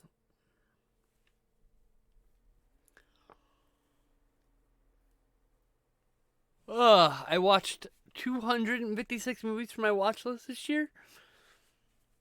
Good amount? Huh? So that's a good amount. But I also added 3,000 movies to my watch list this year. You will never catch up. Oh, I'm never going to watch everything. I wish. Most watched stars. Nicolas Cage at 10 films. James Hong at 10 films. And Jackie Chan at 10 films. Matthew Lillard at 9. Ron Perlman at 9. Willem Dafoe at 9. Grey DeLise. Who the fuck is Grey DeLise? I don't even know this person offhand. Oh, she's the voice of one of the Scooby-Doo characters. Oh. She's Daphne, excuse me. I remember now. So I watched 9 Scooby-Doo movies this year. 8 Vin Diesel movies. Let me guess. Half of them are... Oh, yeah. It's just Bloodshot, F9, Thor, and Guardians of the Galaxy stuff. Yeah. 10 Jackie Chan films. I watched Kung Fu Panda 1, 2, and 3. 2 and 3 for the first time this year, by the way. I watched Half a Loaf of Kung Fu for the first time. Killer Meteors for the first time. I watched Drunken Master, Dragon's Forever, The Young Master, and Mr. Nice Guy. I watched 8 Jeff Goldblum films, 8 Johnny Depp films, 8 Angelina Jolie films, 8 Jack Black films, 8 Doug Jones, 8 Hideo Amato, 7 David Cross, 7 Sam Neill, 7 Jean-Claude Van Damme, 7 J.K. Simmons, 6 Mark Hamill, and 6 Bill Murray. I bet the Mark Hamill is almost all Star Wars. So I rewatched the Star Wars stuff with. What were the Jeff Goldblum ones? So Mark Hamill was Battle for Terra, which I had actually saw for the first time, and then Scooby-Doo Camp Scare because he's in that as the villain. Kingsman: The Secret Service, I think he's a villain in that also. Then I watched the original Star Wars, Batman: Mask of the Phantasm, and The Story of the Faithful Wookiee, which was a short from the Christmas special. The Jeff Goldblum films. Let's see here. Jurassic Park, Lost World, Isle of Dogs, Cats and Dogs, Prince of Egypt, Incident in Loch Ness, and Adventures of Baku Banzai, which I watched twice this year. He's in Prince of Egypt? Yeah, I saw Prince of Egypt for the first time since fucking high school. Wow, I didn't know he was in Prince of Egypt. Yeah. I wouldn't have known who he was when I watched that movie a million years ago. Well, I'm not part of the God Squad, and I have no interest in this. In the story, the animation of Prince of Egypt is incredible. Very good animation. I mean, the same. That was DreamWorks, wasn't it? My highest. You want to know my highest rated actors? I got the whole different group of people. Some of which I don't even recognize. Yes, Christoph your highest Waltz. rated actors. Christoph Waltz. I gave 2 movies he was in. I watched that he was in. Django Unchained and Inglourious Basterds, so I watched this year. They both got 10 out of 10. Michael Bacall. Who's that? Same movie. The Inglourious Basterds that we watched all the way back in who knows when? Or a different Inglourious, original? No, the Tarantino one. So the top 4 people on the highest rated are just all from Inglourious Basterds and Django Unchained. Toni Collette, 4.8 is her average rating. Oh, because she was in Knives Out and Nightmare Alley. So a 9 out of 10 and a 10 out of 10. Rooney Mara, who I have a fucking lifelong crush on. Rooney Mara was in, also has got a 4.8 average because she was in Nightmare Alley and Kubo and the Two Strings. Who was this again? Julie Dreyfus, Inglourious Basterds and Kill Bill Volume 1. Let's see here. Jim Beaver. Ooh, what was Jim Beaver in? Nightmare Alley and Adaptation. Jesus Christ. Okay. Yukio Horikita. He was in The Tale of Zatoichi and Ugetsu. Okay, most watched directors. 18. The highest watched director this year is 18 movies. Cecilia Condic, because I watched her entire body of work in 24 hours. She does short films. Was this year the year you did all the Elvis movies, or was that last? I mean, That was last 20. year. That was 21. Yeah, and I didn't do all of them. I just did a bunch of them. I still have a few on my my DVR, and I probably have half of them still to watch. I just burnt out, obviously. Yeah. So the first 2 slots are Cecilia Condit, who did short films. Does short films. You can go actually find her on YouTube. You can just type in. What was it called? Possibly in Michigan. You'll find her entire body of work. It's 18 short films. It's actually less than that. It's 14 short films. I've watched a few of them more than once. And then I watched the entire body of work of Sarah Jacobson. That's 8 films. That's just last year. Only one of those is feature film. Cecilia Condit's not done any feature films. John Carpenter, I watched 6 of his movies last year. Big Trouble in Little China, Prince of Darkness, In the Mouth of Madness, The Thing, Captain Voyeur, and Escape from L.A. Captain Voyeur is his film school short, I believe. It's a short. I watched Escape from L.A. way before I watched Escape from New York. I watched Escape from L.A. last week. I still didn't like it. It's okay. Who did I click on? Oh, yeah. What? No. Oh, Taika Waititi. He did Team Daryl, Team Thor, and Team Thor Part 2, which are short films. Then he did Hunt for the Wilder People, What We Do in the Shadows, and then I watched Love and Thunder twice. Love and Thunder. I need to watch it. I And What We Do in logged the 6 Shadows. Guillermo del Toro films this year. Woohoo! Was one of them Geometry, which is a Pinocchio? short film. What? Was one of them Pinocchio? No, because I don't have Oh. Netflix still. Chronos, Blade 2, Hellboy, Hellboy 2, Hellboy again, and Nightmare Alley. So I watched Hellboy with a group of people I hung out with, and then I started hanging out with my girlfriend before she was my girlfriend, and they decided to watch Hellboy and Hellboy 2. And they also maybe watched Blade 2 and Chronos this year. Oh yeah, okay. So next up, Nigel Bach. I watched 6 of Nigel Bach's Bad Ben films this year. Bad Ben, it's missing one. Oh no, that's right. I watched the Bad Ben for the first time last year. I rewatched Bad Ben this year with my polycule. Now that I'm dating now I'm dating my girlfriend. But with Justin, I watched Bad Ben Pandemic, Bad Ben 7 The Haunted Highway, The Crescent Moon Clown, which is a Bad Ben film, Bad Ben The Mandela Effect, and Bad Ben The Final Chapter. And I still need to see Bad Ben 9, which is Bad Ben 9, but it's Bad Ben 9. And then there's 2 more fucking Bad Ben movies that are coming out still. Haven't come out yet. That's a bad Ben pun. Bad Ben's good. The first movie's great. The rest is up to your mileage may vary. I saw 3 Stephen King films this year: Empire of the Sun, Jaws, Jurassic Park, and Lost World. 4 movies, excuse me. I said 3. Kristen Leopold. Who's that? Oh, wait. How is Stephen King Jurassic Park? Steven Spielberg. I meant. Sorry, I missed. Oh, okay. I watched 4 Gore Verbinski films, which were Mouse Hunt, and then the 3 of the 4 Pirates films. I watched the first one Oh my god! last year with Sarah. Hunt.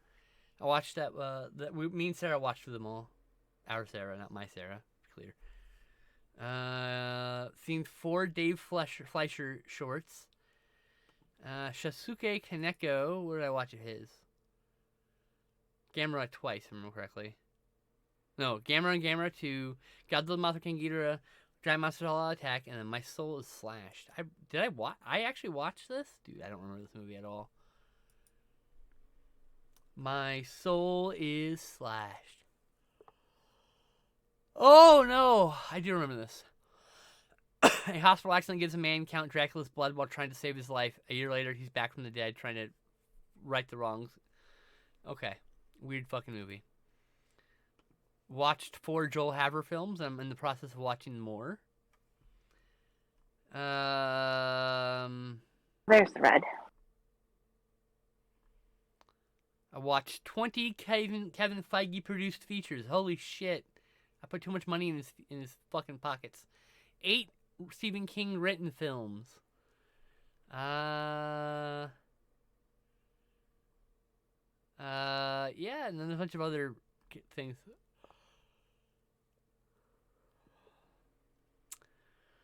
No, shoot, my dying. Oh no. No. Yeah. My highest average, the movie I watched with the highest average rating is Parasite. It also is the most popular film of the movies I watched last year. The lowest average rating is Jurassic Shark, which I gave this 6 out of 10. Wait, Jurassic Shark, you say? Yep. Jurassic Shark? It's on Tubi. It's silly. And most obscure this year was Yaji and Kita Manzai Dochu Bakehime Sodono Maki. That does sound obscure. I watched it without subtitles. It was part of a double bill with another film. There were in the Discord I was in, they were recreating the Toho double features they did back in the day, like the original double features theatrically. So we were literally watching all the movies. So I watched a lot of really obscure Japanese films from like the 50s last year. It was kind of cool. Early last year. I don't really hang out with those people anymore. Not for any particular reason. We just kind of drifted apart. Most of my time got devoted to hanging out with my girlfriend, and then I stopped talking to those people just in general. And some of those people stopped following me on Twitter, so I guess we're not friends anymore. I do as well, but never seen them. Well, it's okay. Most people haven't seen the shit I've seen. Evil Alien Conquerors. Terrible movie. Don't watch it. Okay. I was hoping it would be cool, and it wasn't, in fact, cool. Can the porn bot stop following me on Tumblr, please? I would like some actual followers. Please and thank you.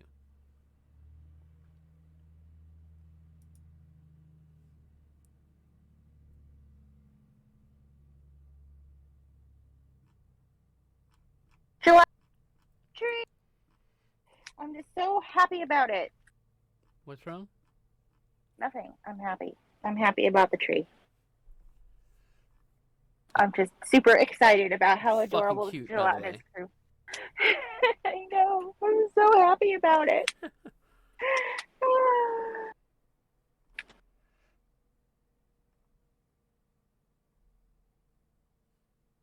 This is why I never know what I'm drawing, like when we're starting out, because you'll be like, "What am I drawing?" I'm like, "I don't know." And then you mention you have a gelatinous cube, and boom, there we go, gelatinous cube. That is what we're drawing. Just because I But mentioned did the I know gelatinous that? cube toy that's in my mailbox? Yeah. Yes, but I wouldn't have known that, when you asked me, because, like, obviously you hadn't mentioned it yet.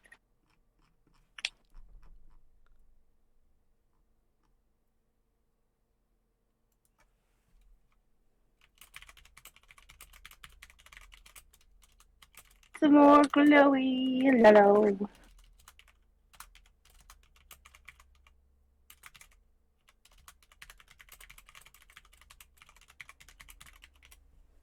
Gotta get the yellow over that. There we go. Did you know that Columbo's the only fuckable cop? You're not allowed to fuck any other cops. Cops aren't allowed I to be wasn't fucked. planning. Cops I are on the wasn't planning unfuckable on- list. I was not planning on doing anything with any cops. So, They're on the unfuckable list. okay. Bad Ben movies, not Bad Benny, silly. Bad Benny. Benny, looks like you're on the wrong side of the river!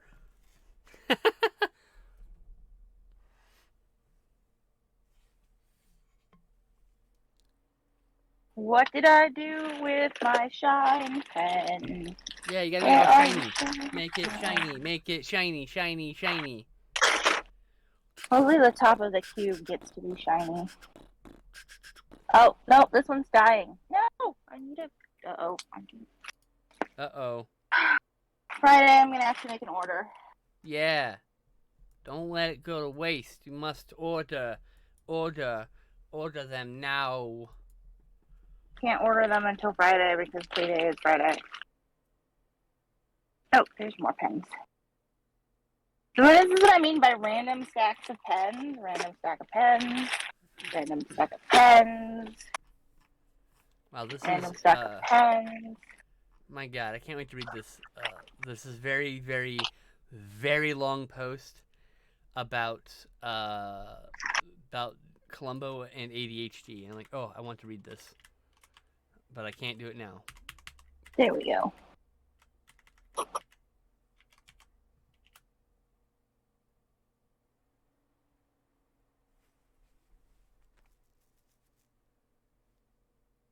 I'm like, why is it sideways? Because I put it sideways. That was me. Sorry.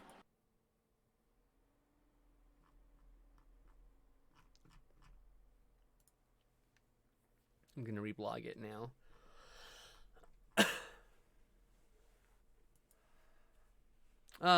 Boring info guy's back. Had to step away to deal with a delivery that came early. Well, hell yeah. I'm glad you're back. So I saw the Northland for the second time the other week with family over Christmas vacation. Oh, nice. I need to get it. I need to add it to my collection. It's one of those movies. It's one of those movies. Like, I am a big fan of revenge movies. They're very cathartic because the bad thing happens, and then the person gets revenge, and I feel better. People are like, revenge is not healthy. I'm like, I don't know, man. Seeing my enemy in the ground for killing someone I like, that seems pretty fucking good to me. I don't know. No, I'm kidding. In all seriousness, you know, the thing about I like about Northman is that it shows that vengeance, all it does is destroy two people. You know what I mean? Like, that's the thing about vengeance. Not that it can't be cathartic to take vengeance. Not that you shouldn't take vengeance. I'm not here to be your fucking parent. That's up to you.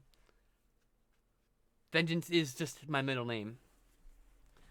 It's Valeria Vengeance Bolden's daughter. Though technically it's not. Technically Bolden's daughter is daughter of violence, so violence I'll be is your in my parent. name. I should say violence is in my name. What's that? I said, I'll be your parent. Drink more water. Go to bed earlier. I love you. Aw. Okay. Thanks. Better than my actual mom.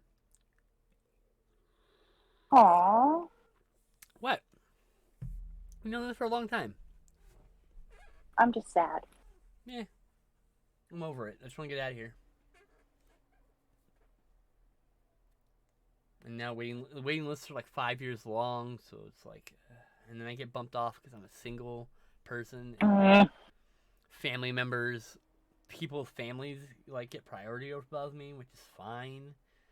Sucks, but whatever. I'm thankful I didn't get Samantha pregnant. Very thankful. Like, she would have She been a doesn't want wonderful kids. mom. I would have been a terrible mom, you know? Well, I don't think she actually wants kids, so. She did when we were dating. She Yeah. did? Oh yeah, it was a big contention with she wanted to get stable so that we could have kids. Oh. She wanted to have, like, me have a stable job and her have a stable job, and, like, that never happened. It just kept not happening because I'm incapable of holding a regular ass job. It turns out. I mean, to be fair, I'm past the point of wanting kids too, probably. I'm like, It's not even kids wanting take a to. lot I'm just of not. I'm not. energy. It's not even wanting to. It's that I physically cannot do it without destroying myself. well, don't destroy yourself. Obviously. But, like, my brain's just broken, you know? It's like, it's okay. Mhm. I shouldn't say broken. My brain is just differently wired. I can't operate in this world that these neurotypicals had designed. I have to let my cat out, I think. Sherlock, do you want out? Come on. Come on, baby. Come on. I really, really, really like this one.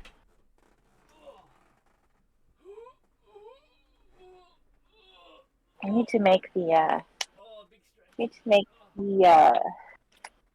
floof of the hat a little grayer. Okay, come back. That's too big. Where are you? Oh, wonderful. Amazing stretch. Oh. I laid out in the bed and I just stretched out. Stretching is good. And my back just cracked all the way down and it felt so good. Anyway. And at this point, I'm so, like, fucking fucked up in the head, I don't even think I'm gonna have, like, I don't know if I'll ever be able to have, like, a partner I can live with. Like, I don't know if anyone's gonna put up with my shit. Like, I don't know. The biggest problem is I cannot, I can't hold a job. I'm disabled, so, like, that right there automatically disqualifies me in a lot of people's eyes, so. C'est la vie. It's just the way it goes.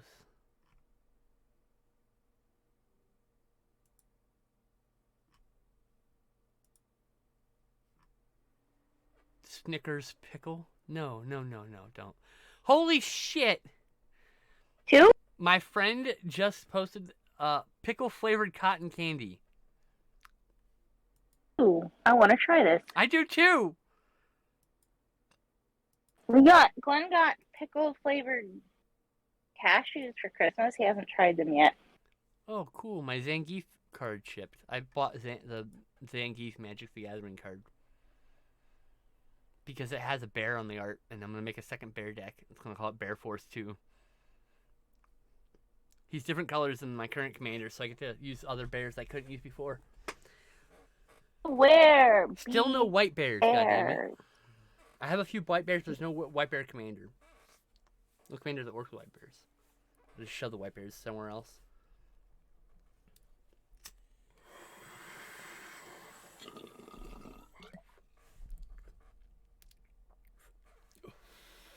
There, I think it's done. Excellent. Unless I add a shadow. I don't know if I want to add a shadow, though. No, you're good. Yes. I love it. I fucking love it.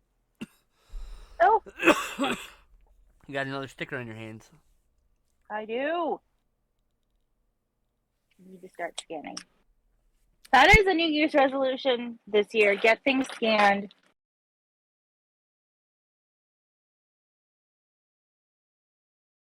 Of the scanner. We're Yeah, working well- on getting the space. We'll do it while hanging out like this. We'll do an art tea where we don't do any art. We'll just scan the art instead.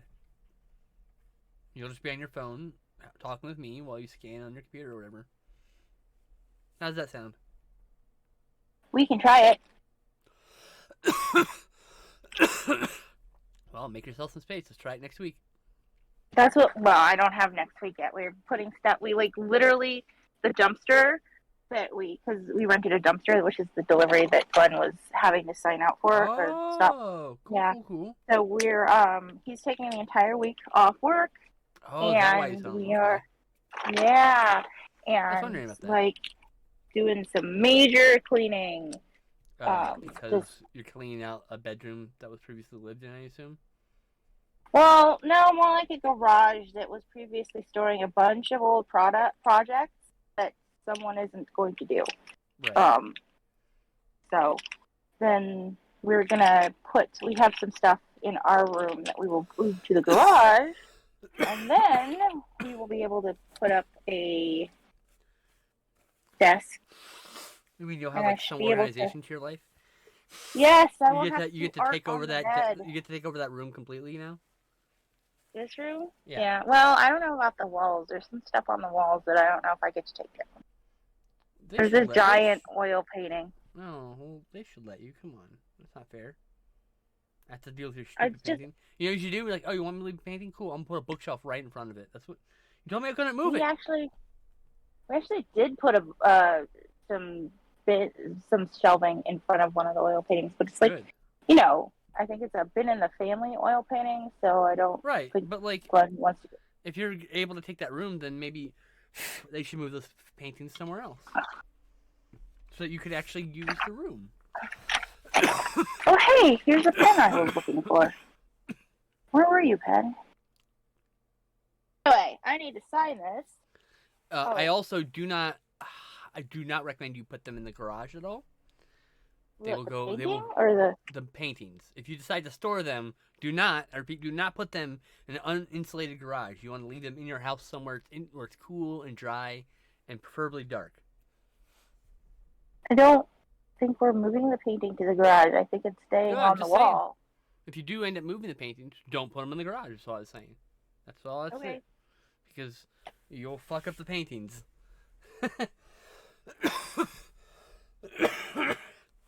Woo! Some of that great weed kicking in. There we I stim by doing this, Wow. by the way, in case anyone's curious. I'm usually down here doing it, and no one sees it. Or I'm doing it on my legs. But I'm constantly stimming. Doing things. I need to sign that. You see, my stims are what most people wouldn't consider cute.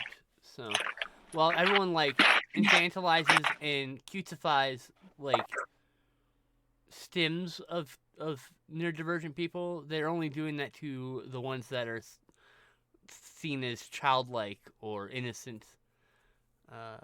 They don't care if you have a whistling or if you do like cracking your knuckles. That's all annoying stuff. So, but Cracking my knuckles is one of my stims. yep, same. I shouldn't So- do it because so I it's- have hypermobility. So, Yeah. So is doodling though. That's how this started. I was stimming. your art And then we was, turned or it the into show a thing. was. Yeah. This show. Oh, was right. Me stimming. Like Technically, you're still stimming. You need to move your art up. I am. You're all the way still off the screen stimming. now. There you go. Where do I sign this? I need to figure out where to sign it. You want to sign it to the left of the lights. Just underneath Here? it. No, right? No, right underneath the lights. Here. No, What? Wait, what lights? Which lights? the are- lights on the left side of your cube. Just underneath Here. it. Yeah, like right in there. Yeah, yeah. I usually don't sign on the left side because my C goes this way. I should sign it upside down. Oh no! Ah! I Oh say. shit! I got a photo shared with me from my friend. What's today's date? Speaking of gelatinous cubes, my friend Angie just showed me their update on my ooze Sona. What's that? Today's date is Angie. 1/3/23. Angie that does art with us, Angie? Yeah, I did the art once times. Their pronouns are now they them. Okay, well, You're please, not. I'm just letting you know please- because you weren't privy. So please tell them hello from me and that they need to do art with us again. Please. okay, let's see here. Just got an update in my. So I'm getting a like a persona, but it's an ooze I do not like girl. Boris. Okay. Uh-huh. And yeah, I had getting 2 pieces of art. I'm getting some interesting things done.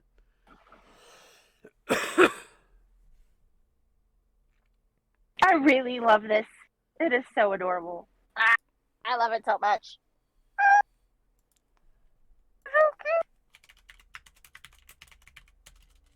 Okay, I need to draw something else now. I have 2 hours left, but I need to do a wrist break and figure out what I did with all the rest of my paper. Wrist break for me. Actually, wrist break and pee break. So, Okay. Oh, Teshra says hi. Says hi. You should come on again sometime soon. hey, I need to Go do for a it. wrist Do your break thing. and a pee break. You're So, off screen. you're gonna You're want to, good. yeah, mute me. Don't forget to mute me. Oh right. Let me. How do I do this? I should be able to do it from the right-click menu. Nope. Wait, can I do it here? Whatever. I can, but anyway. All right. Sorry. Hey, chat. Sorry. We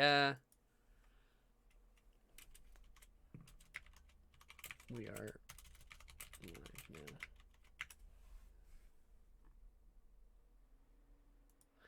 Pew, pew, pew, pew. So yeah, chat. Movies. I really like them. I've gotten obsessed with micro budget cinema lately. So there's a YouTuber, comedian, filmmaker guy named Joel, Jole, Joel Haver, as in have, with the R at the end of it, and he's put out like 12 movies, and they're all feature length, and almost all of them are improvisational, as in he came up with them on the fly with no script, very little script probably. And so far the 2 I have seen are incredible, but I'm addicted to this micro budget cinema where you have to use your imagination. If there's like a lot of imagination that goes into it on the part of the viewer. I watched this movie called Space People night before last. Oh, Space People was so good. Clearly made for like $2.50 and 4 shiny nickels, right? Like the only thing they clearly had were these these decent looking suits. They weren't awesome. They're decent considering how small the budget was. And half the film was shot in a moving truck.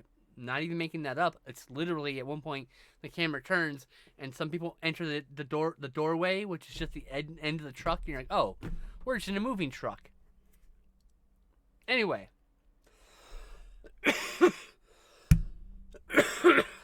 Okay, or don't mute fucking microphone. Anyway. Sorry about that. It didn't mute, apparently. And so...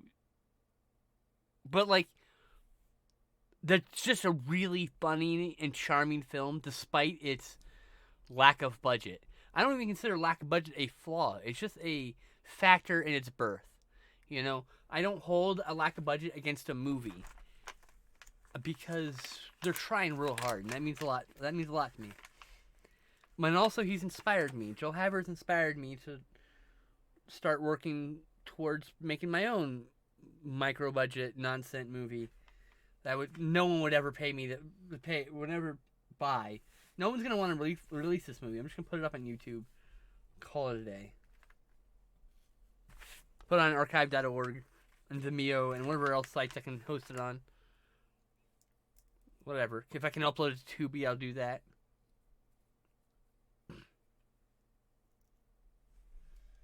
But yeah, I am obsessed with these micro budget films. Some of these movies have like they literally hasn't got a big muscle. This one movie cost We Are Sasquatch cost $200 to make. As an example. So that was pretty cool. It's pretty funny. I liked it a lot, but like I don't think the average person's gonna enjoy that one as much. But 31 Days in Marshall, North Carolina is really cool. Like, the premise is Joel Haver and his friend, the star of the movie, go to this small town in North Carolina, and for 30 days they befriended the people who lived there and made a movie with them. And that's the premise. That's what they tell you at the very beginning. This is how this movie was made. So you understand the factors of its birth. So when you're watching the movie and you're like, it's a little basic, you're like, but these are people they just fucking met. Like, they just decided to make this movie. Like, it's, I don't know, there's some interesting thing about that. Like, I don't know. I'm looking forward to the other Joe Haver films. I'm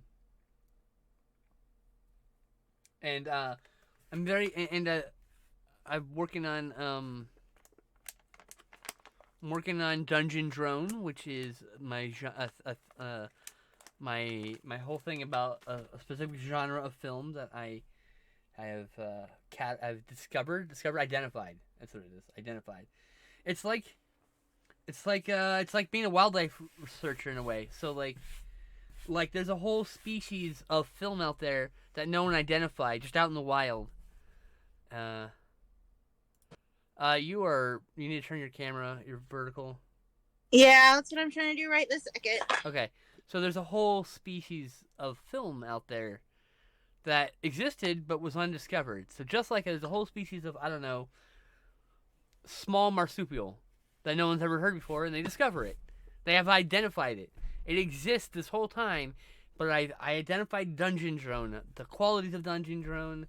I'm writing a very cool like essay type piece on it. So. All right, I'm back.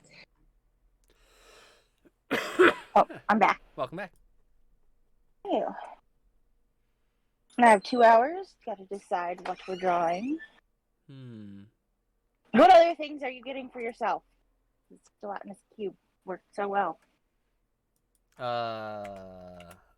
It almost never works so well twice, but we could try.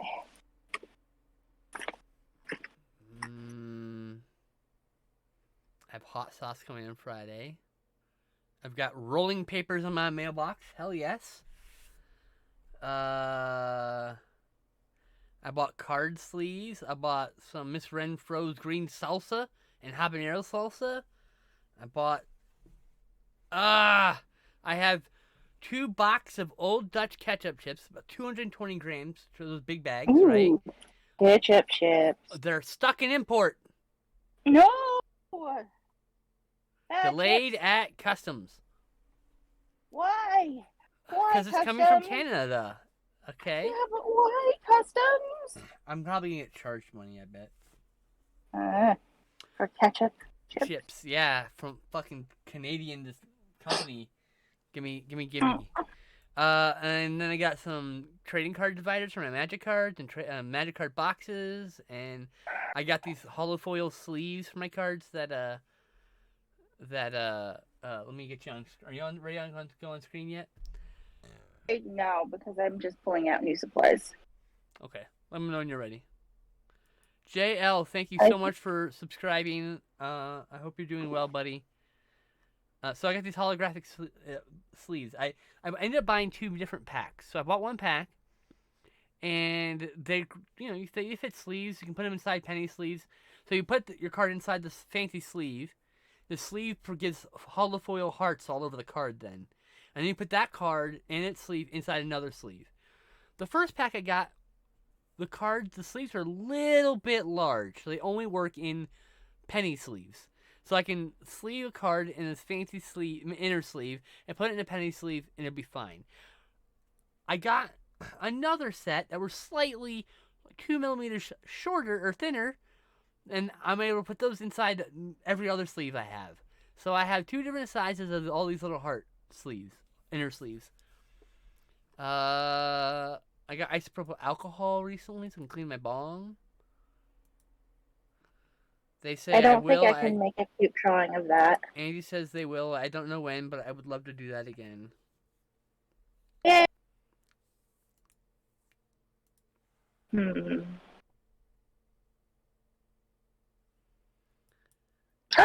I should try drawing a Dreadnoughtus.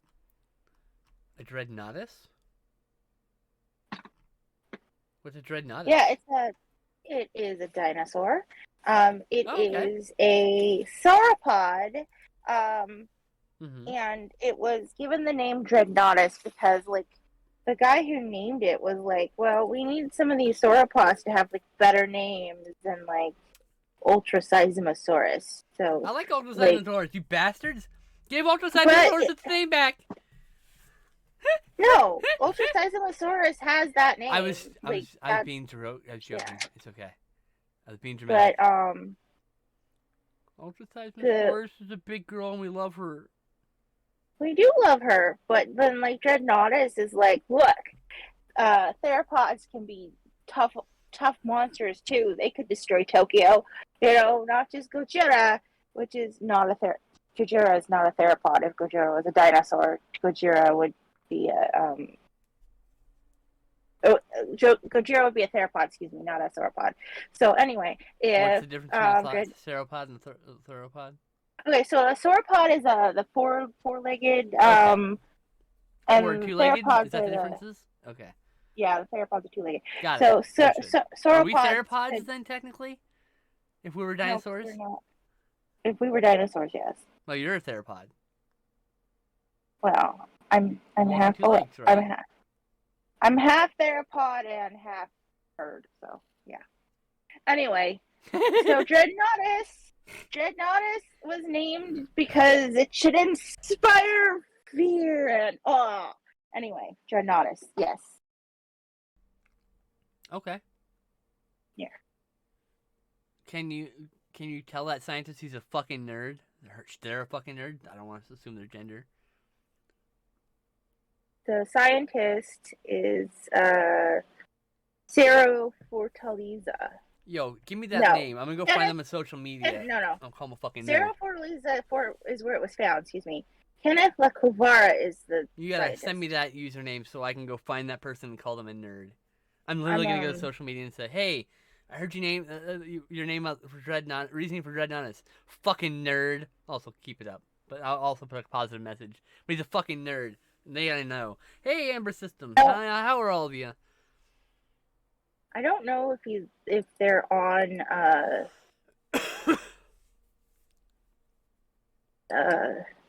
what is the place? Social media. I don't know if they're on social media. They're probably not. They're probably somewhere else doing. Yeah, fucking scientists awesome don't have time to be on thing. social media unless they're Neil deGrasse Tyson, right? Like, that's not true. Actually, I'm friends with some scientists, but it's beside the point. I should say I'm acquaintances.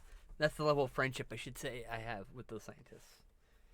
We have engaged in some DMs and engaged in some timeline talking about stuff, science stuff. That's it. Wait, Dreadnoughtus means fears nothing. Dreadnought. Yeah, that makes sense. Yes. Dreadnought, fear mortal. Meow. If you're interested, here is the article. I will send it to you. I want my Well, my gelatinous cube toy. I'm a child at Christmas. I can't wait till Santa comes.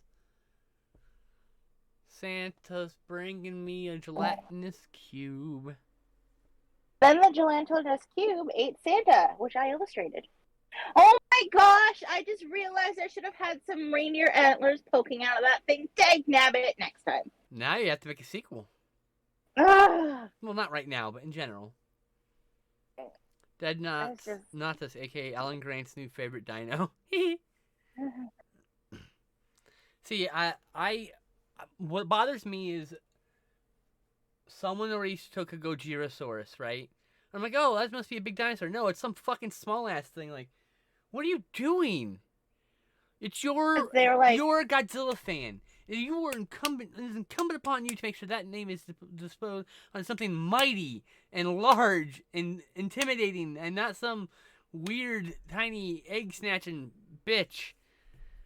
Because they're afraid that they're not going to discover another dinosaur. So they're like, I'm not going to wait. I'm going to name it now. That's what we call But- irony. Okay, fine. Maybe it is irony.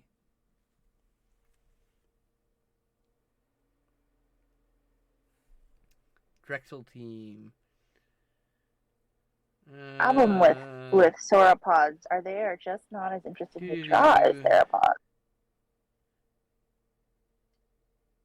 Okay, let me go find this guy real quick.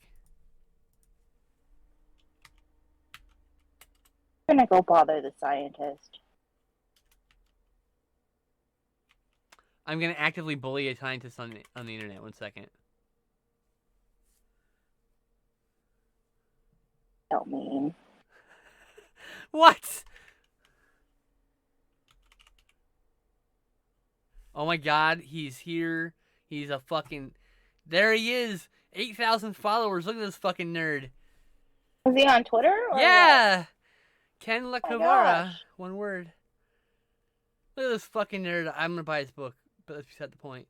So look at this book. This He has a book's cool. book? Yeah, it's called Why Dinosaurs Matter. I'm gonna buy it. That's it. Gosh, I want that book. Tell him See, he's the guy getting seems free. rather pleasant. He's not a turf, at least. That's the thing you gotta worry about a lot of times with people when like you show up. Oh, hey, it's this researcher person, intellectual. Why is their name red, motherfucker?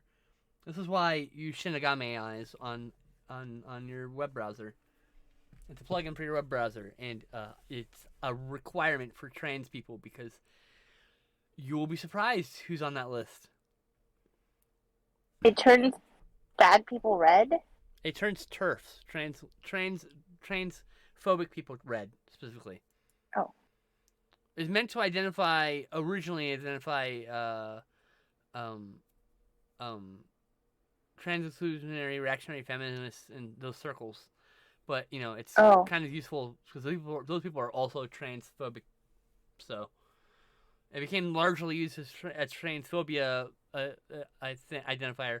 And, so the way it works is I, as a user, can report people as trans positive or trans negative. And if enough people report that person, it becomes red. And then it goes into a state of needing to be verified by a human being.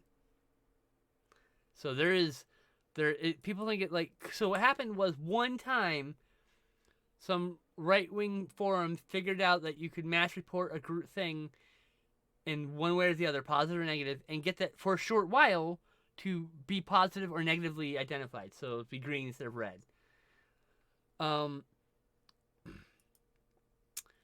But that isn't like,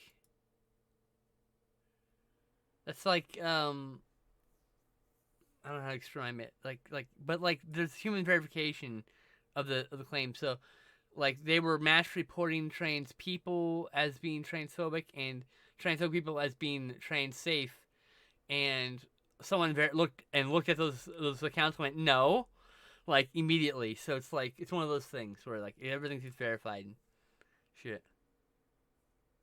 No, their name's fine. I'm not actually bullying this person. I'm just doing a joke, y'all. I actually never ever said anything to him. But I did find him on Twitter. Kind of cool. They did get a free commercial about their book, so there's that. Well, I mean, yeah, because I wasn't trying to be mean. I was being silly. Right. I really do want to get his book. It looks interesting. Yeah. It sounds cool. Why do dinosaurs matter? I want to know. One person I know follows him. Should go follow him, but I don't know how to log into Twitter, so that's a problem. He's not following anyone I know. No. But also, I'm scrolling through his user list. Mm-hmm. Not following any transphobic people either. Oh, I take it back. Never mind. I thought it said Ben Shapiro. It's Beth Shapiro. It's someone else. Whew. And I was like, oh shit. Oh no. I'm not following anyone I've blocked either. Not that that's a disqualifier. Oh, I take it back. President Biden, but that's fine. I'm an extremely socialist person, so of course I would block Biden. He's And also probably the mostly POTUS. following other scientists. I blocked the post account too. I don't give a fuck. POTUS. Oh, right, that. I'm like, acronyms.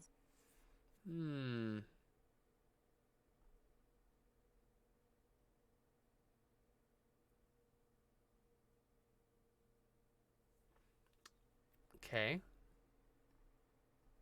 Following a fair number of gay people. Also following the Lincoln Project. Yuck. The Lincoln Project. It's just left. It's a extremely conservative, left-leaning like group, like Extremely group. Conservative, left-leaning. Or? Yeah, so they're conservative religious people, and they're masquerading as leftists essentially. Oh. He's mutuals with Jack Black. Okay, look. Pretty good in my book, right? I see the most things that he's following or that I've blocked are brands. He follows some brands, and Ricky Gervais, who I also have blocked, because that guy's a piece of shit.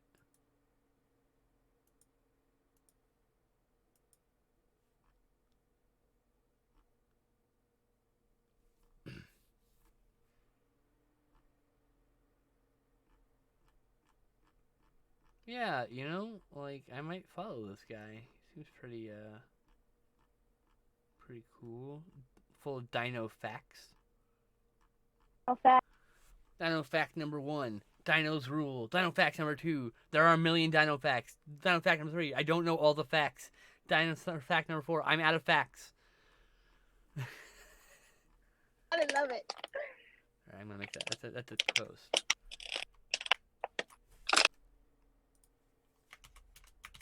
I watered the girl. Oh. Guess what? I'm gonna water. No, I'm gonna water you now. I watered me. Where is water the girl? Oh, water the girl. Here you go. I will take care of it.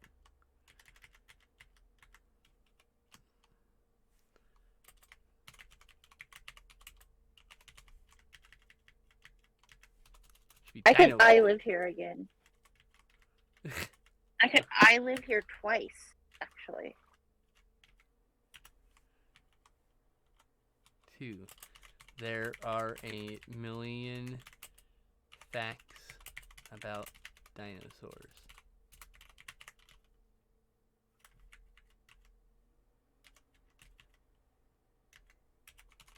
Dino fact 3. I don't know all the dino facts. Dino fact 4. Come bring me back up. You're starting to do art finally. 4. Doing art. I am. Oh, sorry. Yeah, I've been doing art.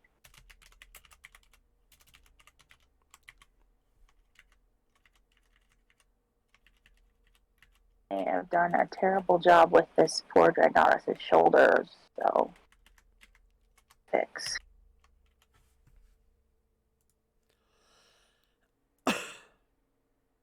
Oh.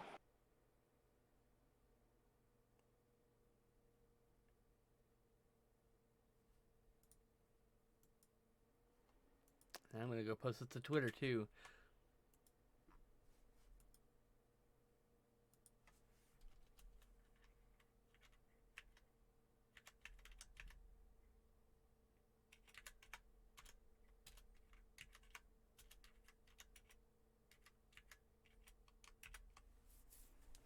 All right, I tweeted it.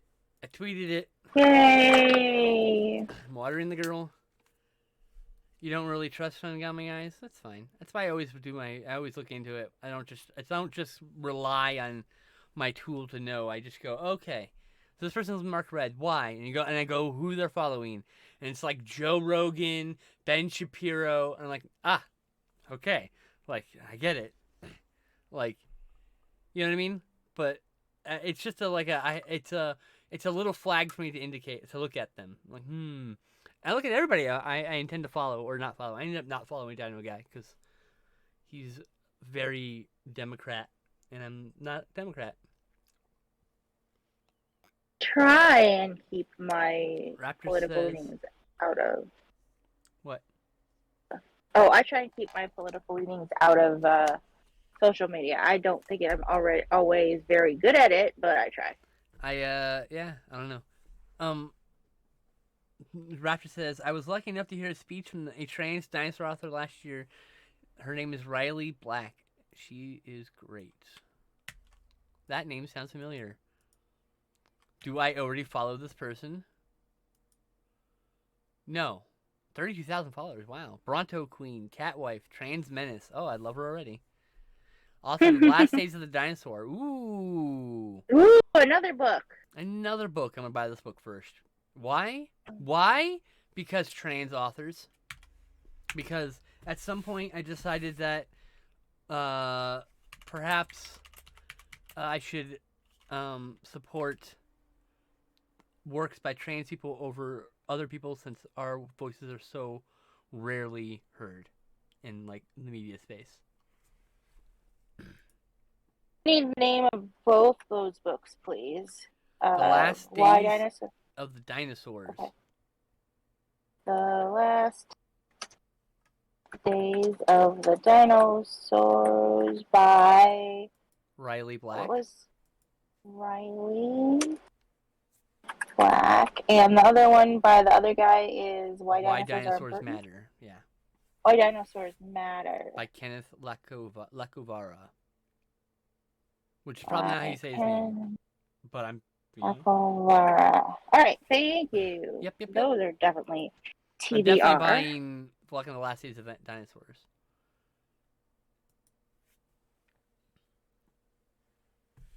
Going back to drawing a Dreadnoughtus.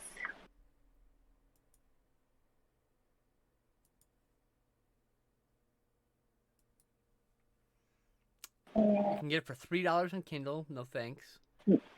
No, I want the hard copy. They also have a paperback? Ooh. I don't... Oh, it's out in October 2023. Oh my gosh, we have a while to wait. I might wait for that. I might pre-order the paperback.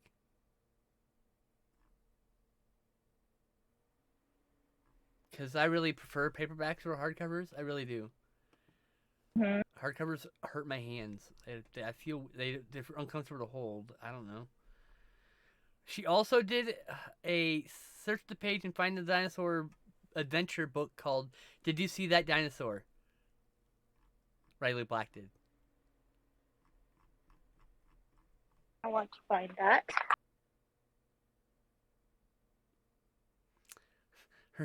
Hold on.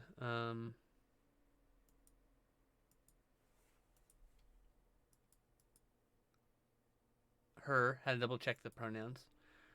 Her description on about the author is Riley Black is one of the world's premier writers on all things fossiliferous. Jesus Christ, that's a word.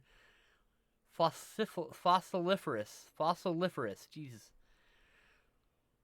They also did Deep Time, My Beloved Brontosaurus, Written in Stone, Prehistoric Predators. Oh, she did a whole bunch of books. I'm totally gonna get some of these for my nephews. She has written publications for National Geographic, Nature to Slate, and Sierra on all matters prehistoric, informed by her enthusiasm for the past and years spent joining museum field crews as they search for more ancient bones. Interesting. Ultimately, I just want to be this person's friend. Like, that's how I look at it. Like, I go, hey, like, this person's cool. Can I be their friend? I want to be their friend now. You can't be their friend. But I want. I'm on Amazon. They're probably too famous. I can't be their friend. But like You can follow them on Amazon why would I follow anyone on Amazon? So no. to see when they write another book. I'm following her on Twitter. I'll see it there. Well, fine, Miss. Miss, I can log into Twitter still. I can't figure out how to log back into Twitter, so I don't get to log into Twitter. Oh, I'm actually looking at photos of her now. I do recognize this person. I've seen this person in my feed before. Cool. Yeah. Hmm.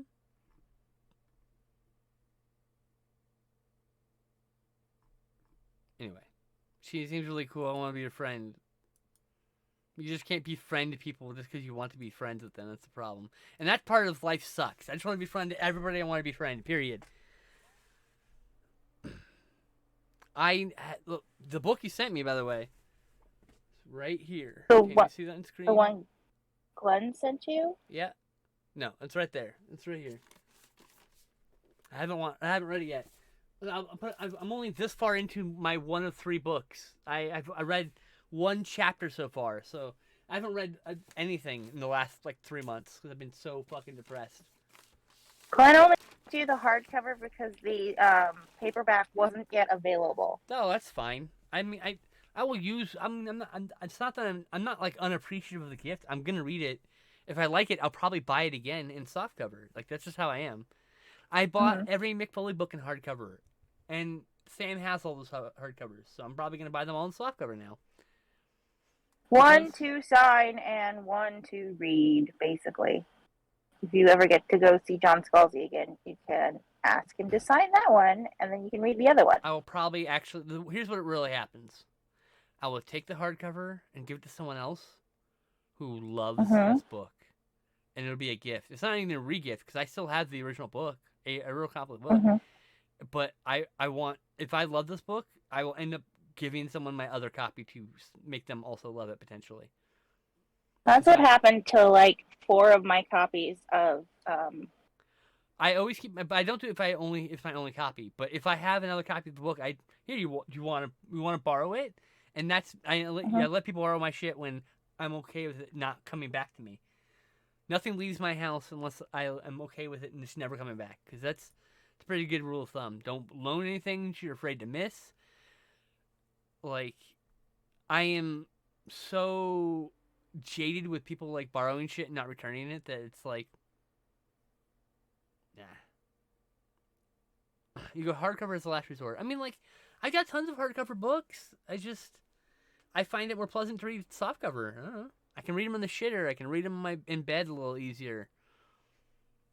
That's all. And if you fall asleep and drop them on your face, they hurt less.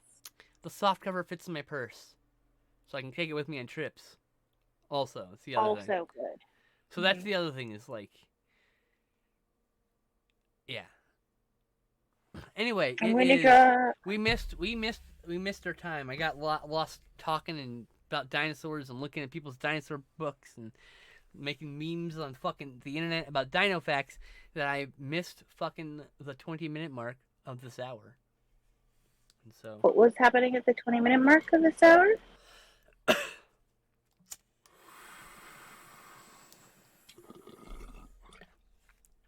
These I've are like suddenly Ninja lost my Turtle. pencil. She doesn't wear no Oh, there it is. girdle. He hasn't got a big muscle.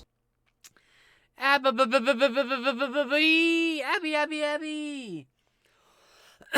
Thank you for the subscription. The resubscription. How's it going, babe? That's one of my besties right there.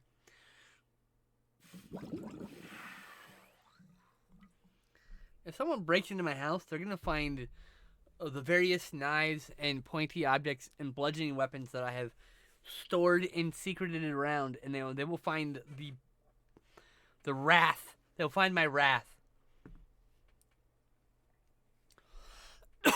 Not historically accurate. T-Rex did not live at the same time as Dreadnoughtus, but it's cute, Dag Nabbit, so... Your art needs to go up or off the screen. You're taking a handbrake, I thought, right? I did take a hand break. I'm done. Oh shit. Okay, I was just talking the whole time. I found my license is at the bar. Oh, good. Well, I am glad that you got your ID back, at least in spirit, and that you'll be physically getting it back. And I'm glad you found it because you can get a new ID. It's just a pain in the ass. You gotta get your birth certificate or another photo ID so you can prove that you're you and like, ugh.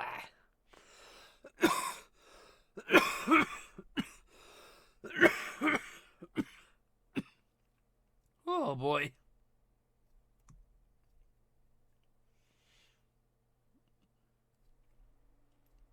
Also, I'm waiting for Vinegar Syndrome package from Thanksgiving to come in.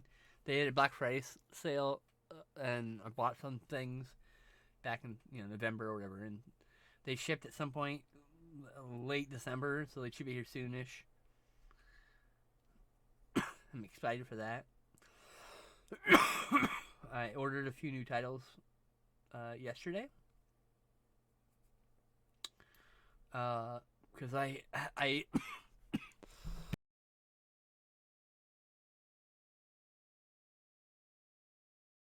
ridiculously budget things, so I afford things I want and still pay my bills because I have to pay my bills first. But when you stare at like $500 in your account and then you look at that thing, it's $100. Like, I really want that. And you don't think in the moment, oh, right, I gotta pay my cloud storage fees, and I gotta do this, and I gotta pay for the 2 streaming services I pay for, and whatever else,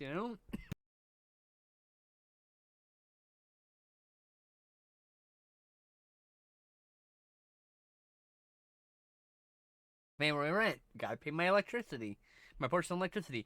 I pay $104 in electricity every damn month.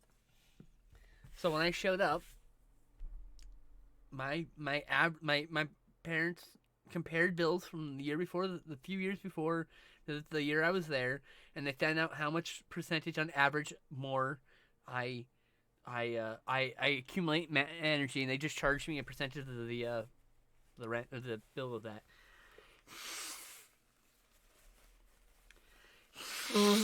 Water and electricity are together, so bills are violence. I mean, yes, bills are violence. Electricity and water should be a human right. Housing should be a right. Food should be a right. You should just get your food. The economy should be fed. Money in the economy and working in the economy should be fed entirely on because like that's gonna get me in trouble with a lot of my leftist friends. There are some aspects of capitalism we would like to take. The market of like owning things is really cool. I like owning stuff. It's neat. Like I like owning Blu-rays and action figures and like that stuff. Like I feel like like a market economy like still needs to have like work, but it should be work at an optional value. So you get all your daily shit, your regular shit, the shit you need required to survive, paid for, right? And when you want something, you go do a job,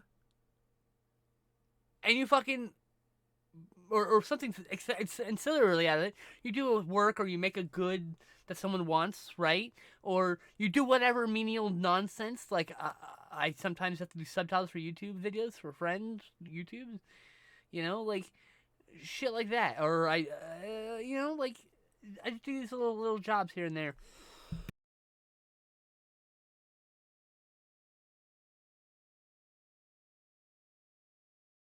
They send me the thing that I wanted or whatever. We trade it.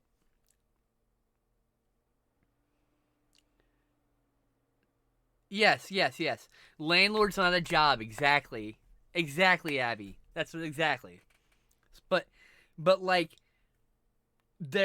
I don't think that there shouldn't be vacation homes in the world for the people who can afford vacation homes. But I do think that there are a ton of Airbnbs that don't need to exist. I think Airbnb should be illegal, first of all.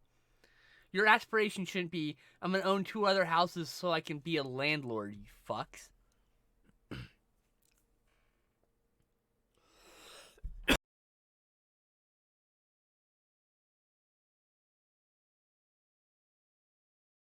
One-fourth of toys are bought in the U.S. by adults for themselves. Of course.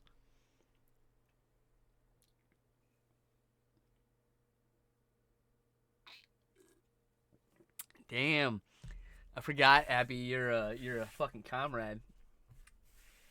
Look, Abby fucking knows better than me. I'll put that. I'll be real honest. Ah! Sorry. Thought I was gonna lose my headphones off my head, but then it didn't happen. But like Historically accurately drawn this. T-Rex did not live at the same time. I like the idea that people can just live. Like, if you have no aspirations of doing anything and you just want to chill and vibe with some people, why is that so criminal? Why is that so evil? I don't understand it. You need to move your art and pad up your, Can you move your art pad up a little bit? No, it's hitting the top. Now it is. Maybe a little bit. Yeah, Okay. now it is.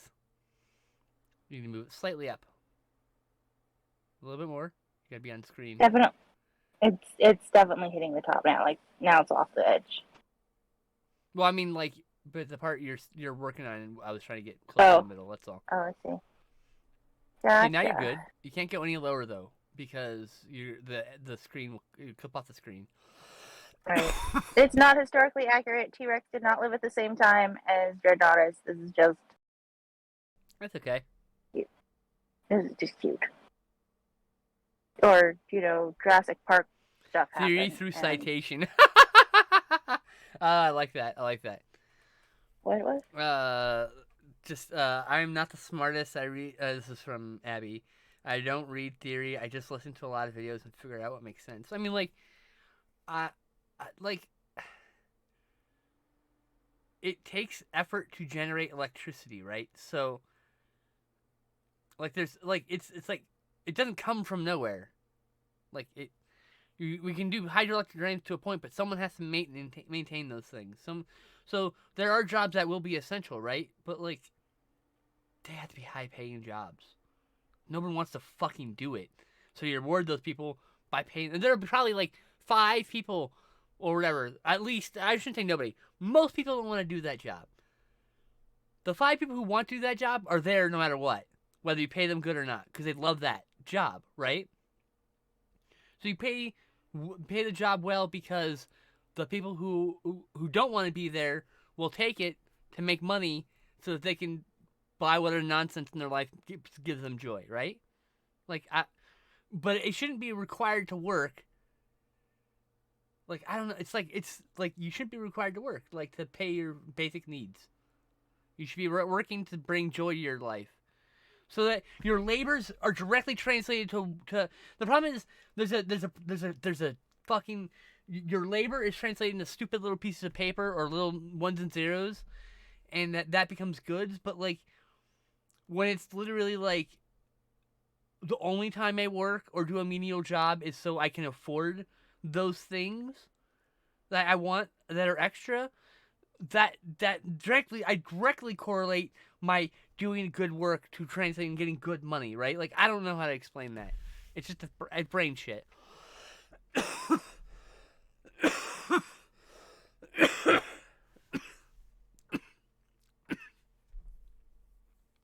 No one wants to pick up garbage. There's definitely 5 people on Earth who love being a garbage person. Okay, we don't want to. My uncle, speaking of people who love being a garbage person, my uncle was a garbage man for years, and he absolutely loved it. Also saved a lot of cats from the garbage. I can't remember. I was watching a video, and the guy was talking about how every day this garbage route, this girl will go out and talk to the garbage man and everything because she was fascinated by the garbage trucks and garbage men. And one day, she just asked one of the garbage dudes out, and then they were married for 25 years or whatever. But it's there are people who genuinely like that stuff and go for it. There's got to be someone on Earth who smells rotten garbage and goes, "That smells cool." There's got to be that person, okay? But he likes doing the job. So I mean, yeah, and so I'm not saying nobody. I gotta start saying nobody. So you can say most people don't want to be a garbage person. Someone has to do the job. So, but there's no reason why you can't pay someone really well and have that position roving because not everyone wants to work all the time, right? An anarcho-communist? Oh, don't even talk to me about anarchism. Jesus.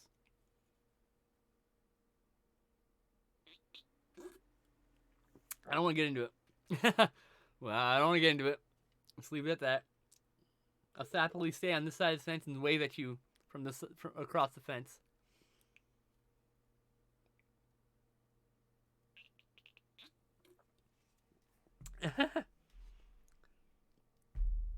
A rom-com with a garbage person? Well, they did. They just called it was a TV show called Rock.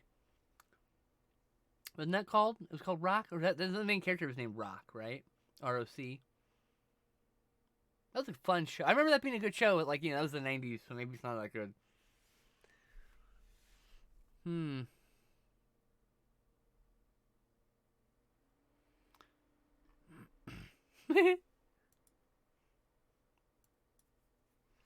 I'm in a pretty good mood.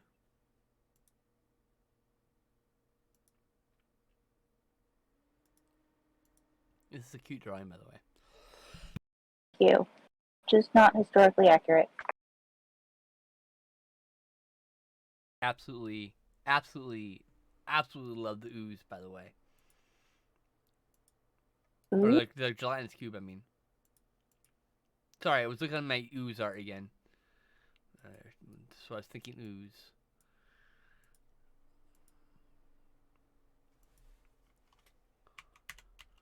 Work in progress. That's my ooze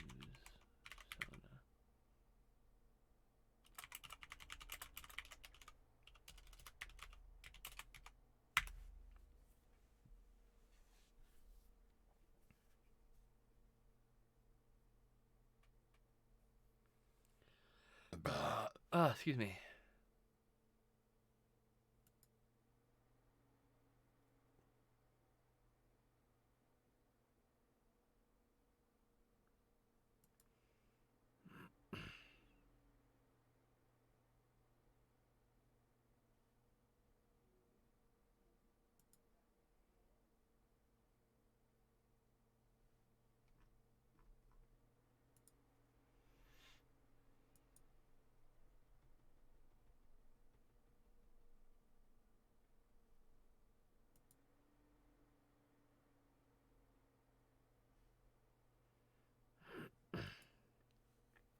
Sorry, I got distracted by social media. I shouldn't do that. Hi, we're live on stream. Hello. It was like dissociating, but different. I just have ADHD. And autism. My metamor described me as scatterbrained, and I'm like, yeah, that's pretty right. You there, Teshra? I'm here. What? I was reading Peach Pepsi's comment.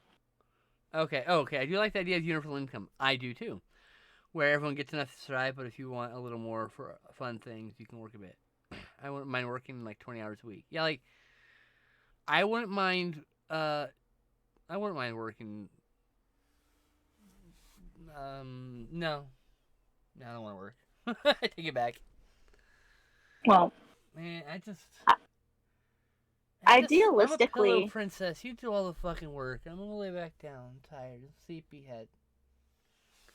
realistically, we have enough people in this country to be able to maintain ourselves and do, necessary jobs. And also, we have enough space if we were, I've always liked the 4-day work week. I don't know why they didn't do a 4-day work week. 3 days off is so much better. It's so much better. It's just so much better. You actually feel rested after 3 days.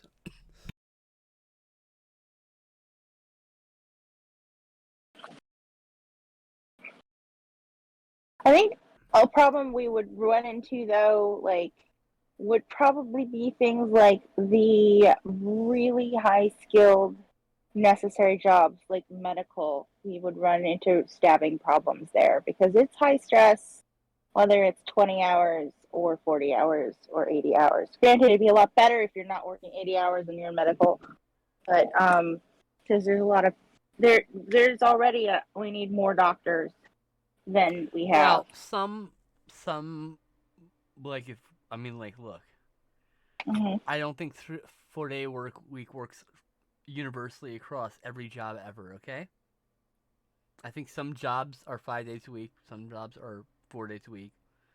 Everybody should have a mandatory 2 days off. People shouldn't be working like 14 days straight nonsense. Okay. That's dangerous to do. Yeah. Also, But I mean, what do I do with my pen? Oh, there it is. I mean, like, I think the most days you should ever be able to work in a row at 8. That's 2 4-day work weeks, right? Or a 5-day work week plus 3 extra days. Hmm. But like, I feel like, doctors would probably be a 5-day a week job for most people, nursing and stuff like that, because there would be shortages otherwise. But perhaps the response to that is to pay them better, offer better schooling. Your art's off the screen. You need to go up again. Offer mean, better schooling. Doctors do get paid really well already. I'm not talking about but doctors. it's- I'm not with nurses. Oh, with nurses. They get paid okay, but like they can get paid more. Yeah, nurses could definitely get paid better. So, but yeah, I mean, I think a 4-day work week as a starting point for most jobs is more than acceptable. Wait, if nurses had to work less hours, there might be less burnout. So Nurses and pharmacy techs, exactly. There's a lot of yeah. There's a lot of that.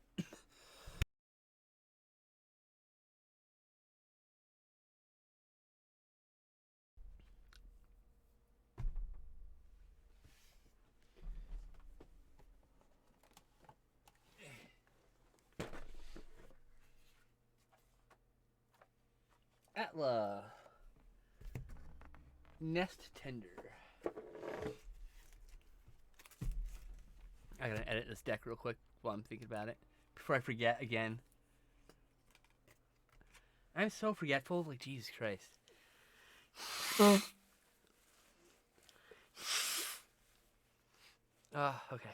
Alright. Let's see here. Did my mom leave, or is she still lurking around here? I don't know, I didn't see her leave, but it doesn't mean she didn't I didn't leave. see her either. She usually says goodbye. Yeah, she might just be chilling. Are you there, Julie? Did we miss you leave? Pharmacy techs do a lot of work that we aren't made aware of. Oh yeah, I know. I mean, there's a lot of that. Atlas Hatchery.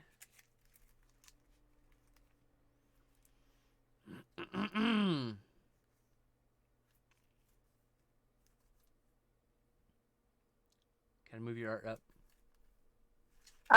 But I'm trying to erase it. Oh, sorry, I didn't see that. I thought you were drawing. No, I'm just trying to get the pencil marks off. I am trying to find a card, and I was supposed to be quick, and I feel myself slowing down.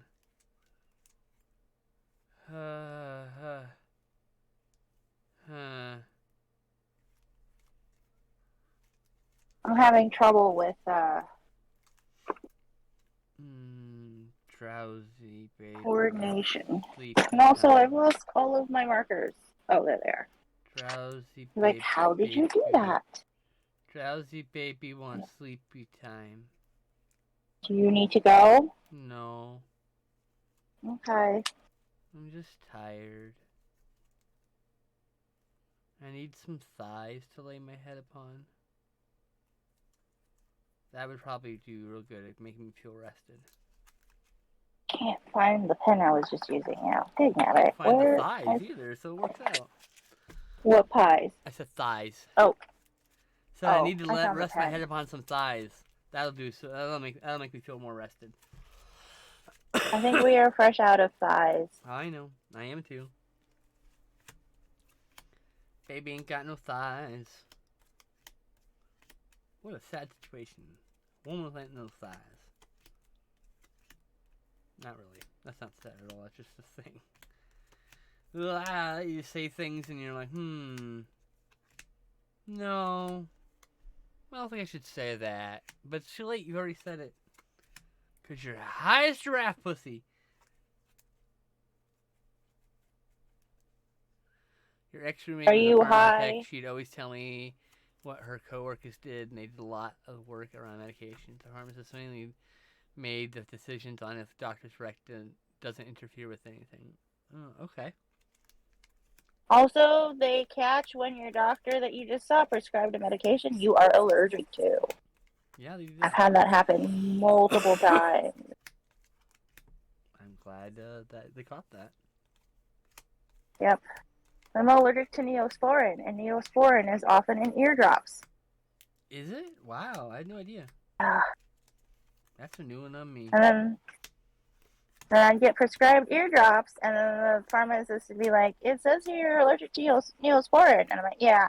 They're like, "And it makes happen. What happens?" And I'm like, "It causes swelling," and they're like, "This definitely should not go in your ear." And I'm like, "Definitely not. Thank you for Jesus. catching that." I am glad they caught that.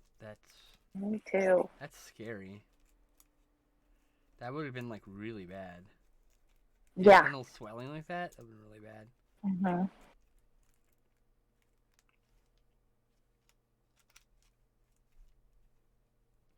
Can't find the card I'm looking for.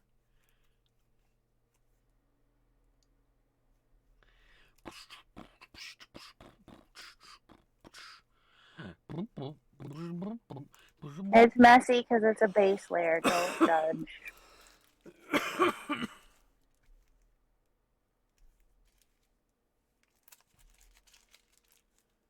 Also, because that pen happens to be dying. Okay, let me see here. I gotta remove Sears sundial. Remove. Gotta remove electropotence. Remove. And gotta remove harmonize. Got enough card draw. Just harmonize is too much. And that stuff goes here. Where the fuck is I putting this shit? Where the fuck is I putting this shit? I mean, I can't speak today. Oh yeah, it's over here. Durr. I shouldn't say that. Anyway, fuck. I'm high. Shit. Don't snort at me. Baffling The and... Dreadnoughtus is when you said the thing about the giraffe, and then I didn't. What was that? I said when you said you're high as a giraffe. Pussy? Yeah. Yes, and then I was going to say, but not as high as a Dreadnoughtus is. Oh. That's some nerdy ass shit. That's great. Yep, it is.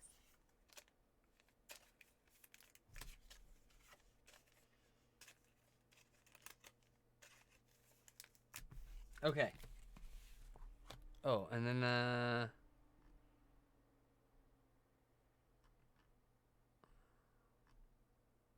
okay, update the deck. We're all good. It's all good. Everything's good. Excellent. I can stop worrying about forgetting about doing this thing. So now I can put this back and get back to my life. I did the genius idea. I took an edible on the train before the bar, so I wasn't anxious at the bar. Then when the high was wearing off, I got drunk. Oh, wow.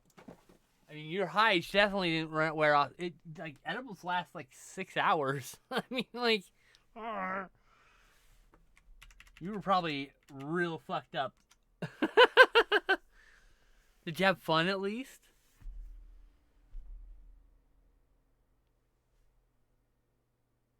Train.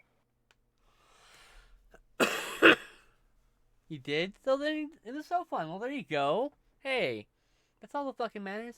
Nobody got hurt. You had fun. Whatever. Yeah, I remember you telling me.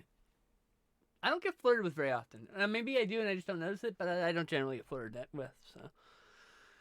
I've never been in person flirted with, like, with someone within proximity talking to me. Like, that's never happened to me. Not once. I used to be a repugnant little man, so. Now, maybe, but not then. Video gaming, it's happened, you know, but it's not. Doesn't have the same kind of energy.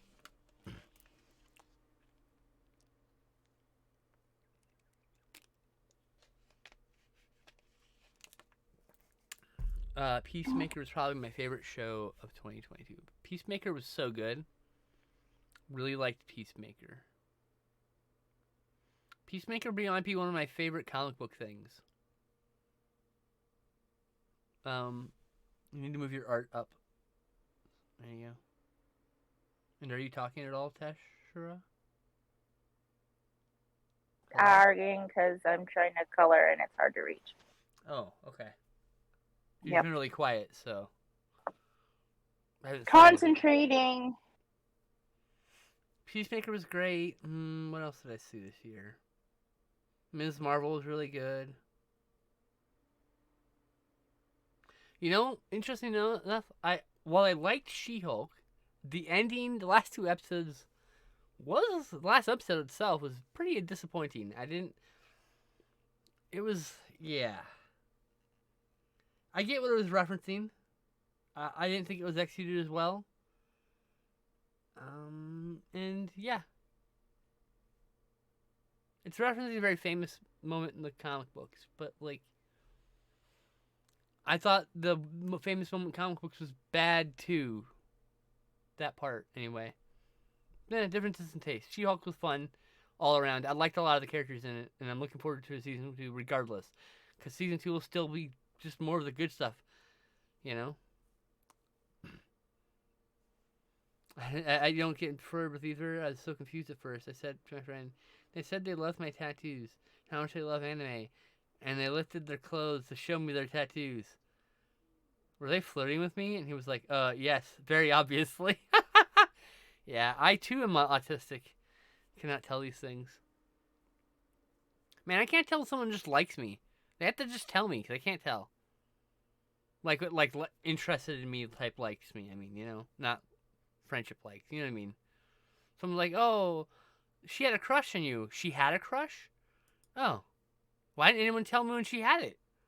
We thought you knew. How do I know? No one fucking tells me anything. Oh, Moon Knight was really good too. I really liked Andor. We're just talking about a bunch of Disney shows. I just watched a lot of Disney shows because they're like shorter, contained series.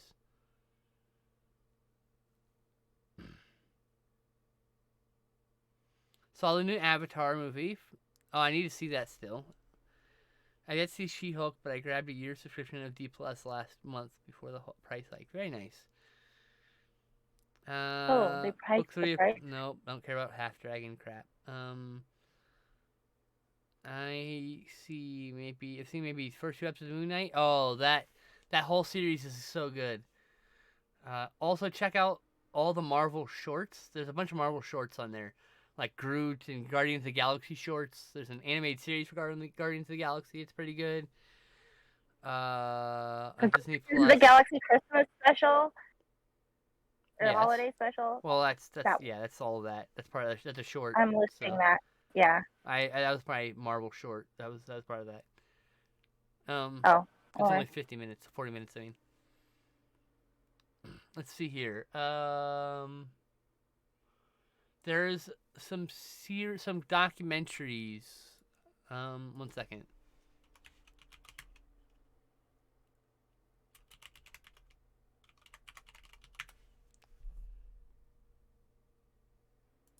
So here's the documentaries: Waking Sleeping Beauty, Walton El Grupo.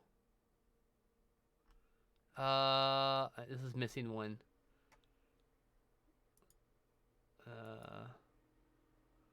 Howard. Just called Howard. There's one more.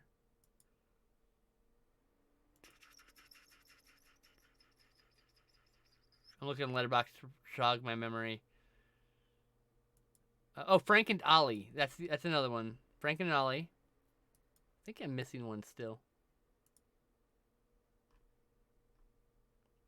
There's one more. What was it called? The Boys. That's the one. It's called The Boys. those like 5 documentaries are some of the best Disney documentaries you're gonna find. Like they're about the making of, like behind the scenes stuff, and it's really fascinating. Highly recommend those movies, those documentaries I listed off just now. Cool. Those are all on Disney Plus. Let's see here. Werewolf by Night was really good. Also a short, so that was still Marvel shorts. Let me go back here. Primal season 2. Never seen it. On HBO. Well, we were talking about stuff on Disney Plus, but sad that we don't have Gordon Bombay in season 2 or 3. Yeah, okay. I need the white pen. Just the white pen. Talking about Mighty Ducks. No, I'm not talking about Mighty Ducks. JL's talking about Mighty Ducks. The rest of us are like, what? That came out of nowhere. Fire of Love? What is that? Is that on Disney Plus? 2 volcano experts who fall in love? Ooh, okay. I'm sure it's heteronormative as fuck, but...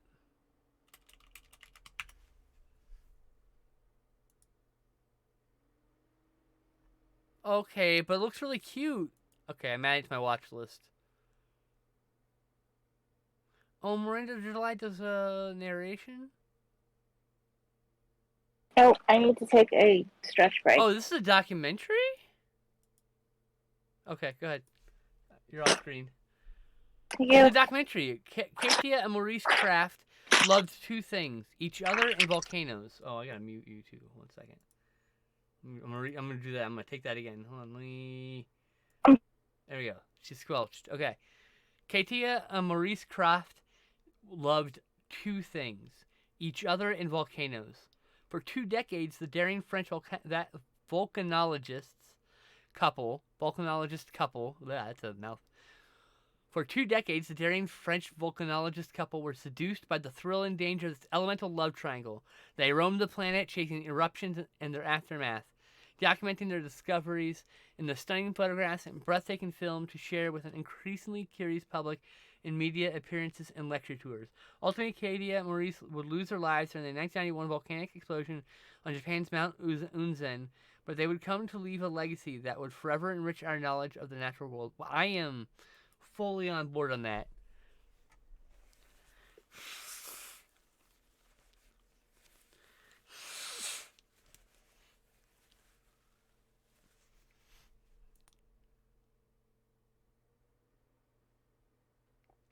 They did a movie. Sarah Dosa, same director, did a movie called The Seer and the Unseen, a magic surrealist fable about invisible elves' financial collapse and the surprising power of belief, told through the story of an Icelandic woman, a real-life Lorax, who speaks on behalf of nature under threat.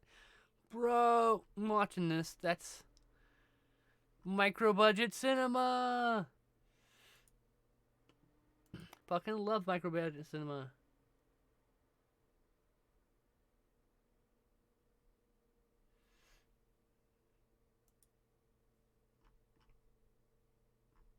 Oh, and then she did a movie called The Last Season. In search of lucrative Matsutake mushroom, 2 former soldiers discover the means to gradually heal their wounds of war. Roger, a self-described fall-down drunk and sniper in Vietnam, and Koi, a Cambodian refugee who fought the Khmer Rouge, bonded in the bustling tent city known as Mushroom Camp, which pops up each autumn in the Oregon woods. Their friendship became an adoptive family according to Cambodian custom. If you lose your family like Koi, you must rebuild it anew. Now, however, this new family could be lost as Roger's health is declining and trauma flashbacks rack his mind. Koi gently aids his family before the snow falls and the hunting season ends, signaling his time to leave. Sounds pretty cool.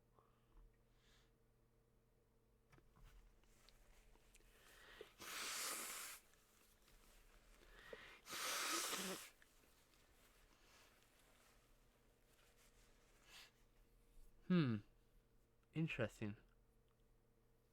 Beautiful poetic film about unlikely friendship of two rough and tumble guys in the woods, and so much more. Ooh. Healing, nature, and trauma. This one will stay with me. See, now that's a review that immediately makes you go, I like this. And the fact that this person, Sarah Dosa, has made 3 movies that sound very touching and interesting. I'm super into this person's work immediately. This is how this happens. Fire of Love. Thank you for that recommendation, Raptor. That's going to be really good. I'm going to watch that. Welcome back, Ducky. I'm going to get you unmuted. Hey, you're back. You're vertical, though. Shoot. Okay, thanks. I will fix it. Oh, I was reading about this person's art. Raptor's like, Oh. hey, check this movie out. Love, was it Fire of Love, which is a documentary about this volcanologist, these that were that traveled the world, and then like they were like a husband and wife, and they were in love and all that stuff. And then I went to her directing filmography, and she's just like 2 movies that both have really great reviews. So I was like, okay, and they both sound interesting. So I added all 3 movies to my watch list, and that's how this shit happens. Oh. And that's why I added 3,000 movies to my watch list last year. Shit That like that. works.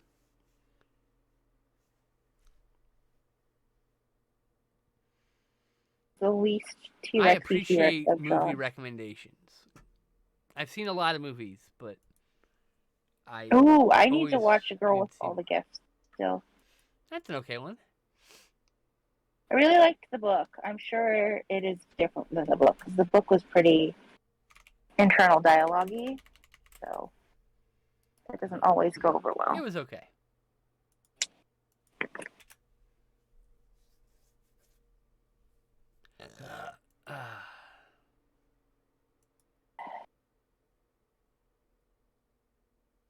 Making the Metasaur a boring green color because it's a Metasaur Oh my and not the goodness. focus.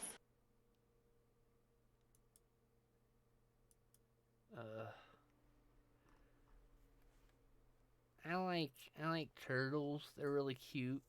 I want to hug a turtle. I want to hug a tortoise. I want a tortoise to walk me around. Some Red-eared sliders that would happily let you feed them. I know. They like chicken nuggets, which are probably terrible for them. They're but probably not good for them though. they're also not good for me. That's So. true. That's also very true. They haven't had chicken nuggets in years, but I do know that they like them. I haven't either, and I miss them. I know exactly how they taste, and I want them in my mouth. Give them to me. So I have a watch list. I'm attempting to watch this year. 200 movies. I Okay. watched 2 of them. Which 2? I watched Alien Predators, also known as The Falling, from 1985, which is okay. Mm-hmm. This list is made up of movies that are just on my watch list forever. Or in the case of Space People, the other one I watched, something I just discovered. So, Space People was the other one. Because I ended up watching a movie off the list by mistake before the new year, and so I just put a new movie on, which was the movie I happened to just be looking at that time was Space People, which is a movie I highly recommend if you like silly, irreverent.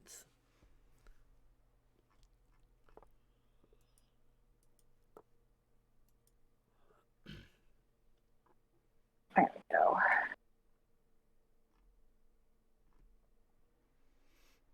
Oh, I lost my white pen again. What's that? I said I've lost my white pen and I found it. Micah Arms.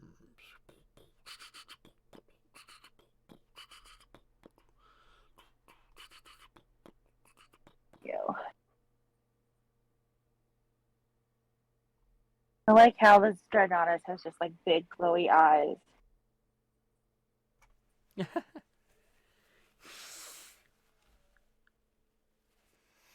Oh shit! Wait. Did Triple Mania just happen? Is that what? Ah, jeez, did I forget to download that? Idiot! Come on, idiot, keep up.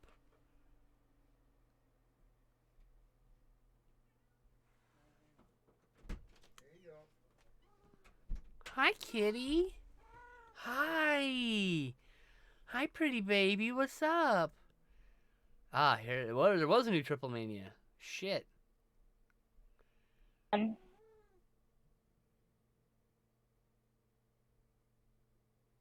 needs cleaning up in Photoshop. 10:15. Now, what was one from this recently? What was the event that the fucking what's it gonna call lost the titles? Hi, kitty. Oh, this is an event with Ty Mello in it still. Ugh, they didn't. Oh wait, no. Air date 12/28. Was that the right one?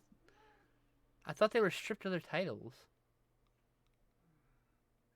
Weren't Sammy Guevara and Ty Mello stripped of their titles?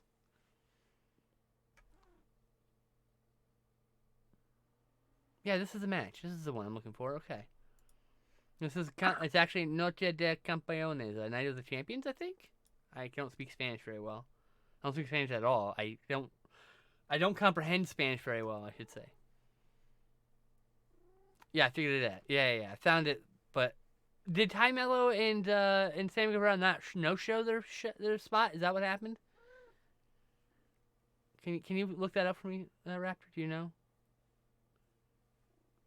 I know they were stripped of the titles, but I thought that's because they no-showed, but I can't remember. Oh, they were double booked. They weren't actually double booked. They just decided not to show up. I'm just letting you know. Those motherfuckers didn't show up. They just decided not to show up. Got stripped of their titles. Double booked. Okay.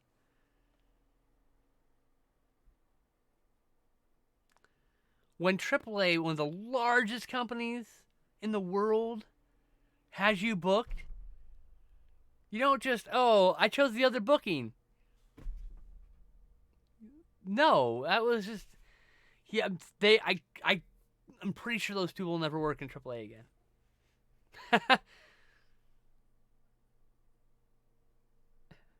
Did you know that that the word punk is actually has oh, you didn't tell me you're back, Artie. I'm sorry, I got to bring back. The word punk has roots in the F slur, the F-A-G-G-O-T word, that word. Punk used to be synonymous with that word. I did not know that. So calling someone a punk is like calling someone an F word. But in that context, you punk, like that's what that originally. Now it became a musical genre as a act of reclamation, right? So now it's a fully reclaimed word. It no longer means what it did before. Yeah, I didn't know either. I mostly don't call people that anyway. It turns out the queers drive every musical industry and every genre. You just didn't know. Except maybe country western. I can't be for sure on them. I don't listen to a lot of country western. I listen to some alt country like Lucero, Calico maybe. Some Johnny Cash, Chris Christopherson, some outlaw. I listen to some outlaw country, the old school classic stuff, but like, yeah. Usually I'm in the mood. Lucero is the only band who like a song will come on and like I will listen to this whole song and then 5 more from this band because I like the sound of this. I don't know what Wayward Son is. You mean the song Wayward Son? No, Kansas isn't country. They're a progressive rock, I think, if I remember correctly.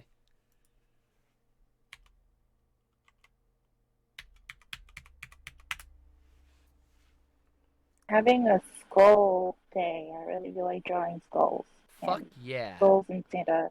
Yeah, Skull Kansas is and progressive Santa rock. I hat. was right. Okay, so Campeones, dude, 20. I'm getting that one. What is? I gotta watch the other one.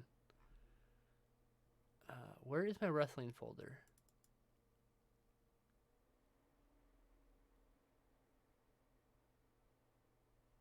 AEW.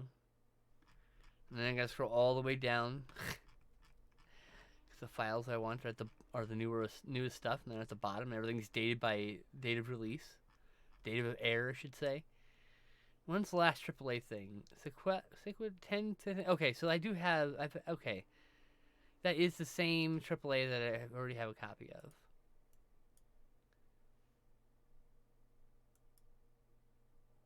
JR's voice has been happening for. This is now going on 3 years. I don't know. I mean, I don't know, dude. I get it. JR's good. JR's good commentary most of the time. I've seen a few. There's been a few Dynamites lately. Not lately. There's one Dynamite in particular. I want to say a couple episodes ago where Jesus Christ, JR just sounded off his fucking rocker. Like, if he's not doing drugs, he should, because he'd make more sense probably.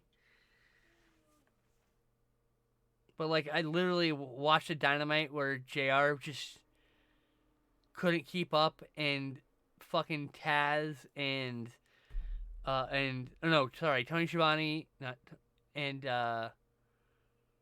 fucking and Excalibur carrying the entire show, and every now and then, fucking Jim Ross would just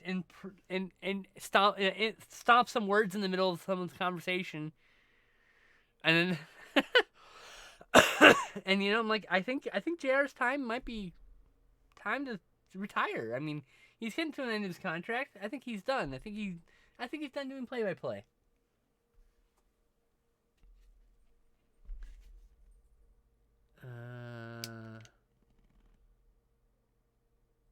Yeah, the man in the mask, you marshmallow, you. I'm gonna miss William Regal. I love him. I love those compliments he just gives me. Like, oh, I could gobble you up, little marshmallow man. They're like, oh, Jesus Christ, I love you. His homoerotic compliments, over-the-top homoerotic compliments, are the best thing I've ever seen in a human being. Also, the one time I got to meet him, he was very kind and gracious and very, very well-spoken. If you watch the podcast, you can see that, though. Is he continuing the podcast? I hope he continues the podcast. Because I'm really liking that podcast.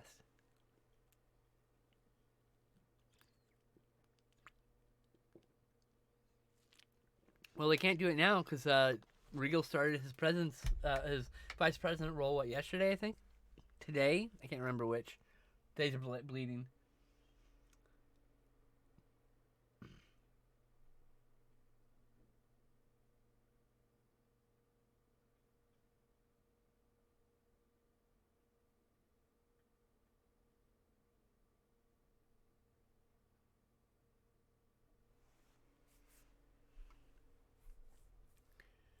Oh, did he? William Regal podcast. I can't remember what it's called. Gentleman Dylan. Okay. Oh, wow. 2 weeks ago. Okay, hold on. I'm going to archive this before it disappears from the internet. Process playlist, please. Thank you. I don't usually give a shit. Like, I need to download Mick Foley's podcast and William Regal's, because both those people speak very well on wrestling in a way that I enjoy. Ow, wow, chest. Ouch.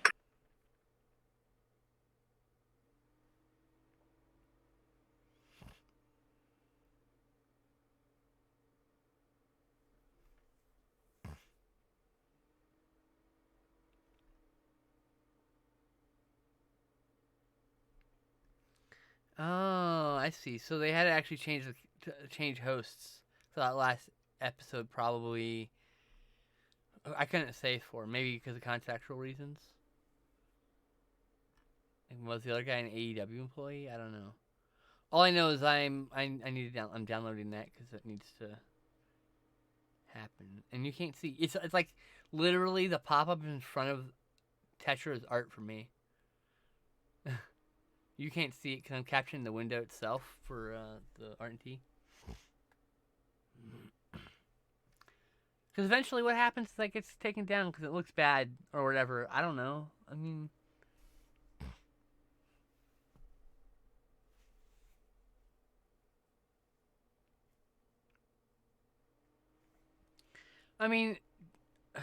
like, I don't like Kurt Angle as a person, so I can't watch a show.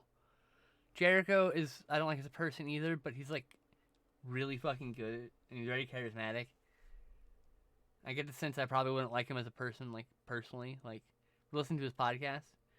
Stone Cold is like a guy like I liked his wrestling, but like me and him don't see eye to eye in pretty much anything else. Like I don't need to watch a show. More power to him. Have this show. I'm not trying to talk shit. I'm trying to say like I don't listen to these people because I don't feel like I can understand them on any kind of like on a person on a level. I don't feel like they're people I could befriend. And I know it's a parasocial relationship, but I want that to be a healthy parasocial relationship that I want and not one I don't want. Okay? Me. Like I love Mick Foley. I will probably always love Mick Foley. He's the dad I always wish I had. Like, bro, he is such a nice person. And, like, the second time me and my wife went to go see him, we decided, because we lived for like 45 minutes from LA, and the times in which would be more appropriate to drive to the show would be packed with, like, traffic, and we'd take twice as long, so we'd have to leave early anyway. We decided to leave at like 1 in the afternoon for a 7 p.m. show that Mick Foley was doing, and I'm in a Waffle House. Was it a Waffle House? Roscoe's? It might be Roscoe's? Maybe Roscoe's. I can't remember what it was. It was maybe an IHOP, actually. I'm not sure. One of them breakfast joints. And my then wife is texting, like, tags Mick Foley in a tweet and saying, like, we're really excited to see Mick Foley. We even came to, we're, like, but we avoided, like, the whole story, right? And Mick Foley jumped in her DMs and was like, hey, you both gonna be there? He was talking about, like, coming to visit and hang out with us. And we're like, that's not gonna happen. It never happened, but, like, we had this conversation. He's like, if I have time, maybe I'll swing by. I'm like, oh, that's really cool. Like, bro, like, that's fucking cool. Like, I don't know. Anyway, it's cool. I got to meet Mick Foley 3 different times. He was a very kind person. He listens. He's a very good listener. Well, welcome back, Abby. I just imagining right now, we're sitting here talking, and Abby just came in the door. Sorry, I had to poop. I love you, Abby. You're cute. I Am Santa it's so good. But yeah, Mick Foley's incredible. That. You need to watch it. It's on Tubi. It's free. Free to I watch. did watch it. Oh, you did? Okay. I think good. so. That's where he's becoming Santa Claus, right? Yeah. Well, there's also a movie called Becoming Santa Claus. You gotta be careful. Different movie. Oh no. And I've watched Becoming Santa Claus. Then I haven't watched the one which that doesn't one. have Mick Foley in it. No, I watched the one that had Mick Foley in it. That's I Am Santa Claus. Yeah. Oh, okay. I don't know which one I watched, but I watched one with Mick Foley and Santa. Yeah. You probably watched both of them. That's why you're probably confusing them. I think me and Sam watched both of them too. Or maybe it was me and Justin. I don't remember. Me and whoever. You got recommended both of them probably at some point. I watched them with somebody. I didn't watch them by myself. That's probably Sam, I bet. Probably. I don't think I think I Am Santa Claus came out later than it came out after me and Sam divorced.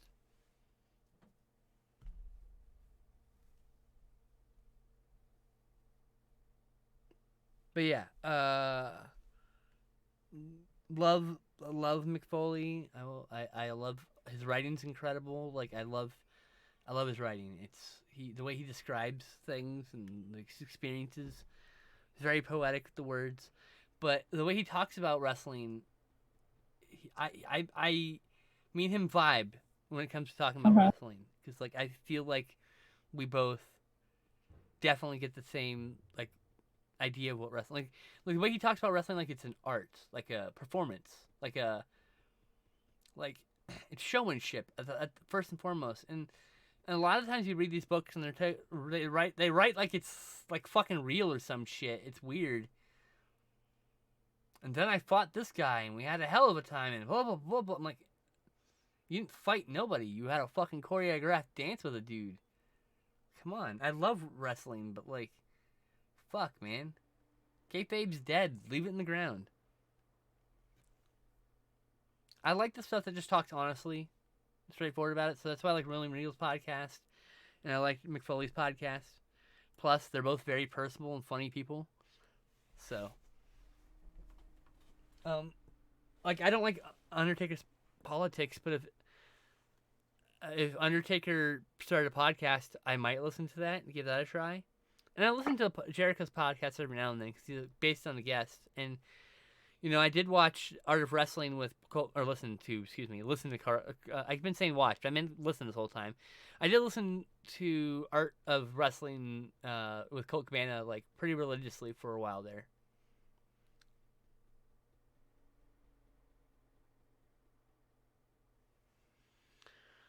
Oh.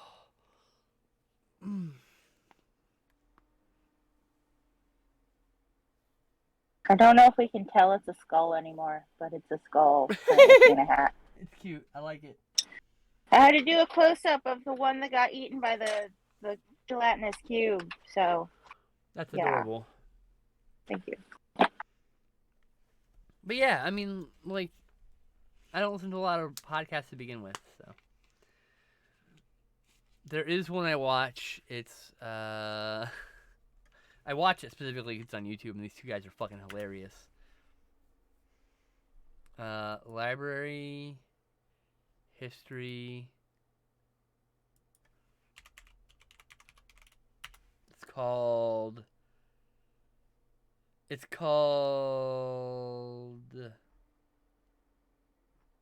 Oh, god damn it. I did the wrong search box. There.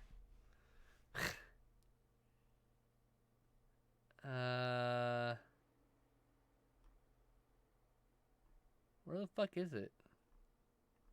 I haven't listened to it in like a couple months. I'm backlogged in episodes really far.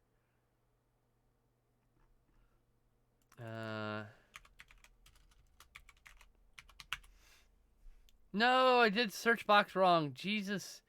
That's so confusing.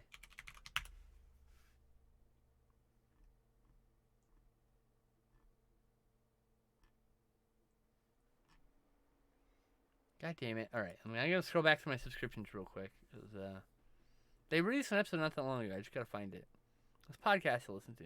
These two guys, they're just fucking dudes, right? They're dudes from New York, and they just constantly rag on each other. I mean, like, constantly are undermining each other, and it's all a gag. They're having fun.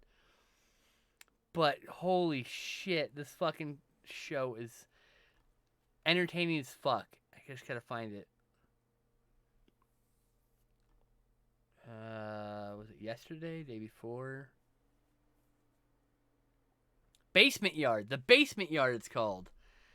This fucking show. Jesus Christ.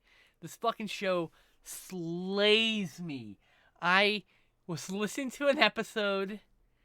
What episode? It's I can pinpoint it because I only watched I've seen them all the ones I've seen. It was... Oh yeah, Harry Styles could spit on me if he wants. That's the name of the episode.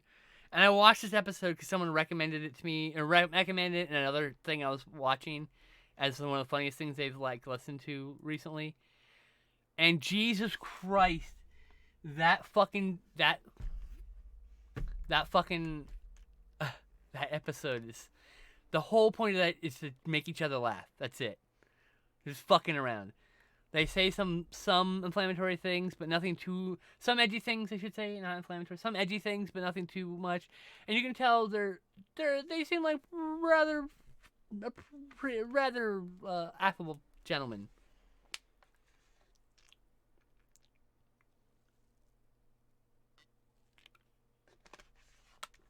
There's a Twitch Prime game right now. For the Switch. I mean, I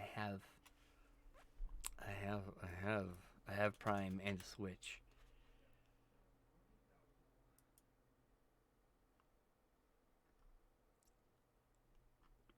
Where's my Switch code? I don't see it. I see...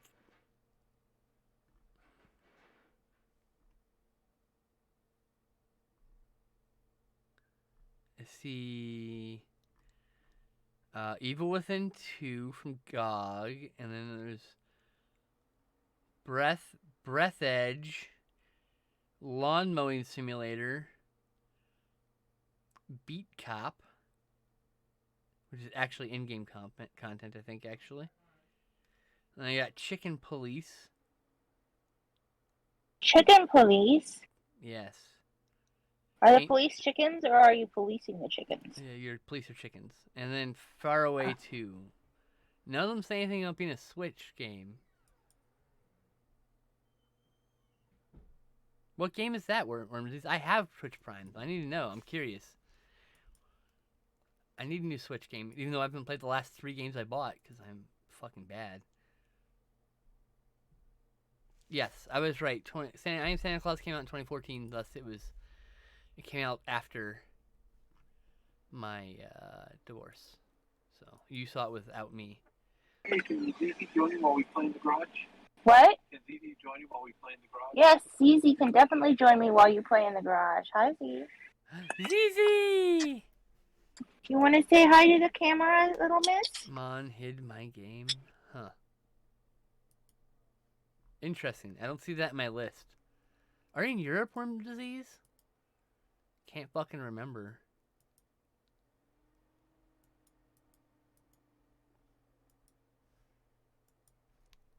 Come here, Paws. Come here, little Paws. Little Paws, is that your nickname for her? No, well, she's got 20 million nicknames. Zizi, Zio. Of course they have telling me nicknames. Of course. Every cat has 8 trillion names. Fuzzbutt, little miss. Come here. Come here. She's constantly getting new ones. I have to go pee. Can you hold the fort down? Sure. Be right back, chat. There's a cat tail. There's a cat head. Here's the back of a cat. Cat took over briefly.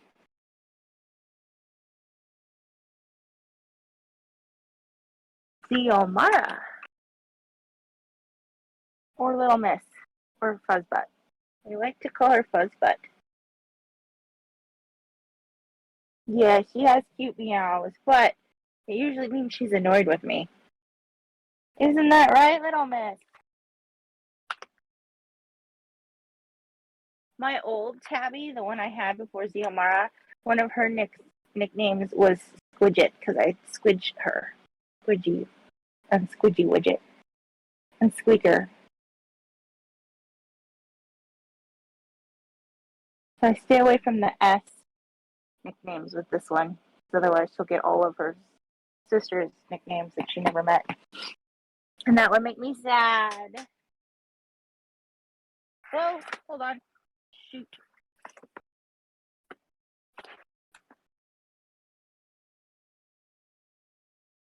Sorry. It was a cat thing. Somebody had to step on and knock over the camera. Ugh.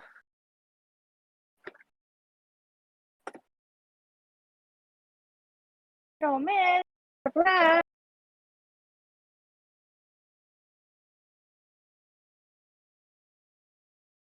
Alright. 6, I think. Nope, it's sideways now. Hang on. Sorry, guys. People. Sorry, friends. Camera sideways. Okay.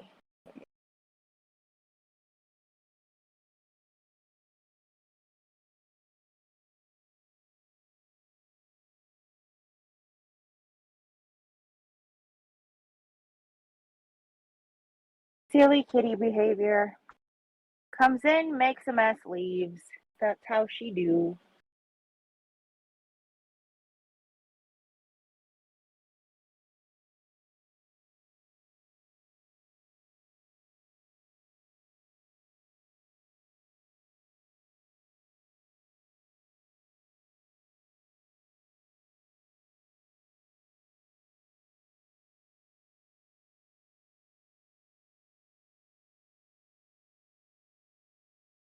She wants to be in the garage, but she can't be in the garage because we're cleaning out the garage.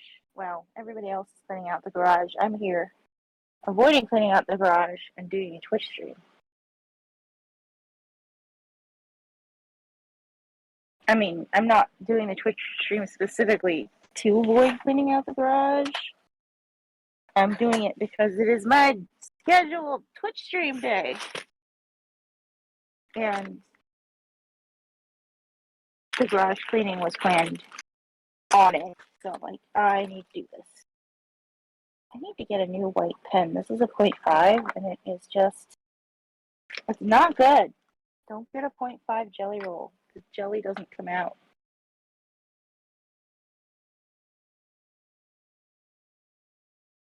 I have a different white pencil.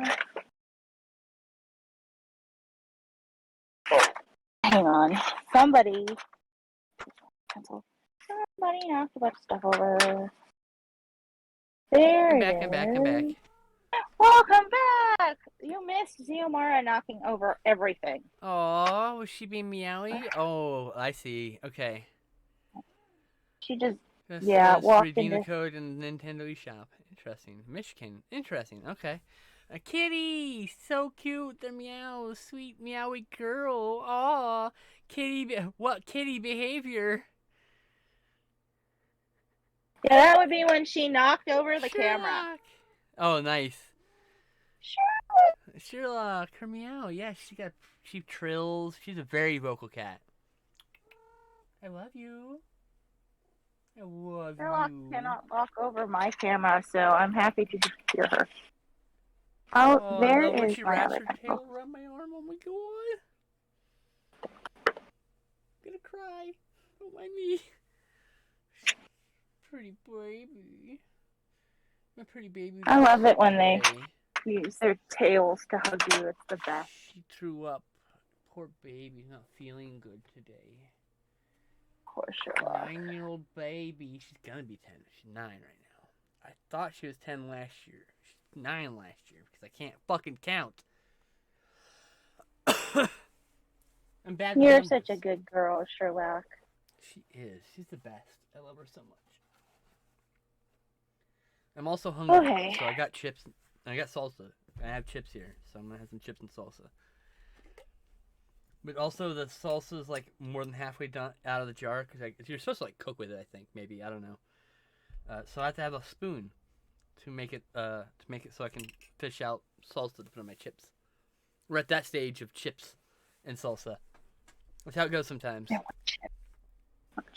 One would love to just be able to dip it in the container the whole time, but at some point you've got to get the fucking spoon, start loading up chips. I think my Santa cat is done. My skeletal Santa dude is bowl is done.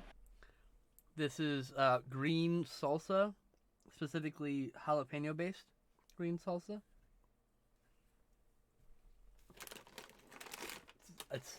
It's salsa with like green chilies and fucking jalapenos and something else. It's pretty spicy.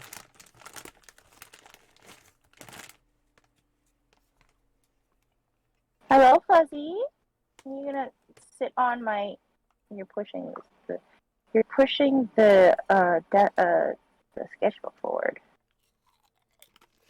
Not me. It's Xiomara. She's doing it. Oh. The camera's upside down. Well. You know that? We're upside down. No. Well, I don't know how to fix that. Xiomara did it. I don't know how to fix it. But look. I see her tummy on the bottom. You just see a little bit of fur. Yep. Or whiskers. Hi, Kathy. Yeah. Xiomara, I love you. Oh, her head keeps peeking through. You love spicy? Yeah, me and you should like. I should come visit sometime, or you should come visit here, or something. We should do something like that. And then we can like go eat some like. Oh, you should visit. We can go eat some like real like Mexican food. Lay down now. But mainly because I flipped the art, but long ways off. Shit's expensive. The road's on fire.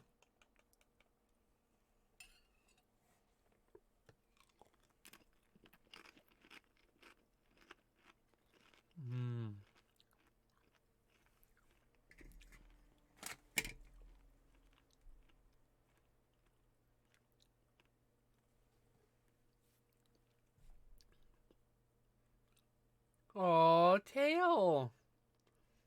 I love the bonus Ciamara content we're getting.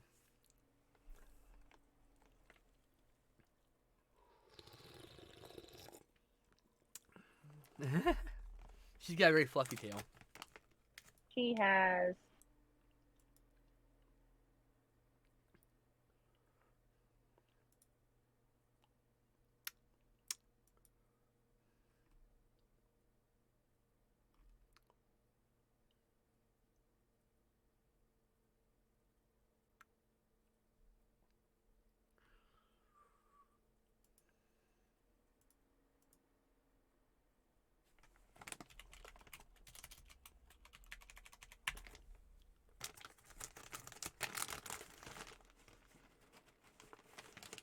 I'm done with this pencil doodle. What? I said, I think I'm done with this pencil doodle.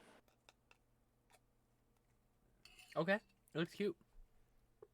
1, 4, 2, 0, 2, 3. We have. It's 1, 3, but okay. Huh? It's only the What third. day's the third? Oh, well. Oh well, save it for the future. One You- day isn't going to matter that much, and unless something untoward happens. And they'll be like, wait, we've been dating here. Now we mentioned it here. Historians will know when they look at your art to assess it. So they'll say, oh, well, on that one stream, that one day, on the 3rd, actually, is when she made it. You can witness it, and they talk about the discrepancy in the dates on the arts that made that day.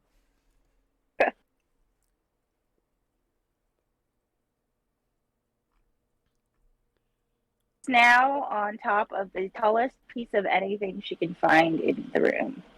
That's what Sherlock does. Yep. I think I am arted out. It's okay. We only have like 15 My minutes hand. left in the show anyway, so Yeah. you're good. You can chill. You can just. It can just be the Teshro show now. Well, we could have had some more Ziomara content if she hadn't have, dumped everything and then left. She wanted it when she wanted it. Yep. Gelatinous cube! Oh, wait. Turn that around. I like that. Upside down gelatinous cube. You really gotta take a photo of that so I can send it to my friend. Yes. Even if you don't scan it, if you can just take a photo of it tonight, that'd be great, please. I was like, I could take a photo of it now, but I actually can't because camera. Here's my phone, and my phone is busy being a live streamer device. Oh, wrong white pencil. This is a really good white pencil. This is a frustrating white pencil. This is Faber-Castell, and this is Prismacolor. Okay, so you don't like Prismacolor at all? No, I like Prismacolor. It's just the white on this particular pencil is really waxy, and it's kind of translucent. And I wanted a more opaque white today, so you want opaque white, Faber-Castell.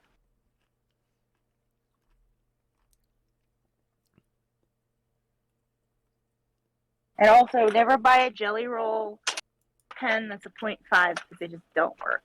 I try, they don't work. I'm like, why did I get this? I should have got a 0.7. So, like, I wanted a finer tip because the tip is just too fine. Just thinks it's better than everyone else. Doesn't work as a pencil. You know what I'm saying? Or as a pen. I straight up don't remember the art on the left there. That bear thing. Oh, I just That don't was- remember that that- at all. that was like at the end of a stream, and I was just like, I will just do one last thing. Do you remember my spider? Nope. Oh, it was the same day as this cat. I remember the cat, but I don't remember the other two. Yeah. I remember so it that went the cat, Thunder Tiger. spider, bear. I remember the tiger. Thundar the tiger. I Yes, like Igar. this one. It's Lexu. It's the Rexu! I remember we were talking about doing Rexu. Rexu when you made that one. Yeah.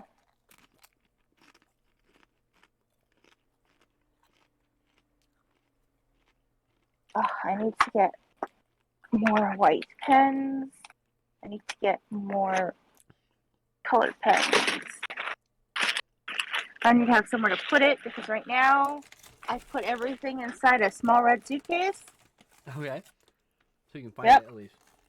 Yes, but the small red suitcase is too small for the art stuff. Oh, well, that's frustrating. Yep.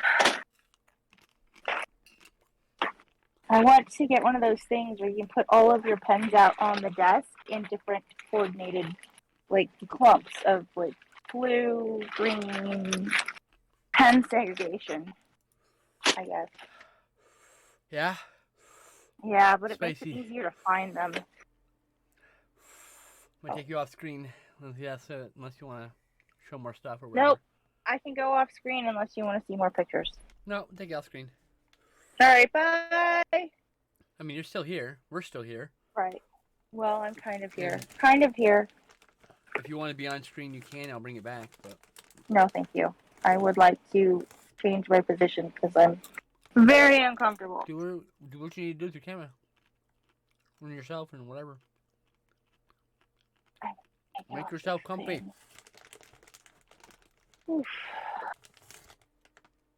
Munchies. This is my first meal of the day. This chips and salsa. So I woke up and Tessa's like, "Hey, we're doing art and tea today." I was like, "Yeah." Yeah, that was my reminder. It was Tuesday.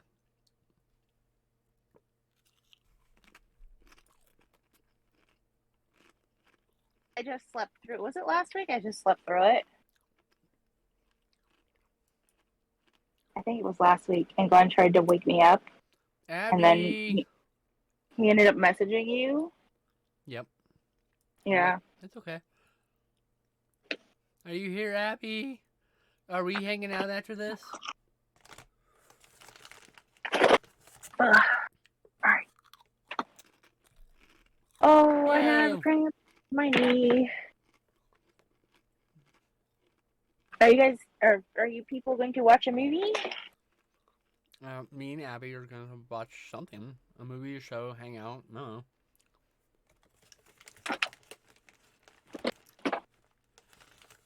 It's our scheduled day, though. Sometimes we hang out additionally, but it's our scheduled day to hang out. That way, even if it's busy, we have her one day at least. Or if It's you're not our up- scheduled day to hang out too.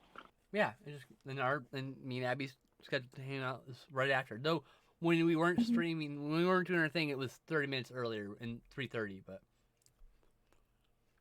we had to push it back 30 whole minutes. I know, right? Sorry. No, don't apologize. We existed first.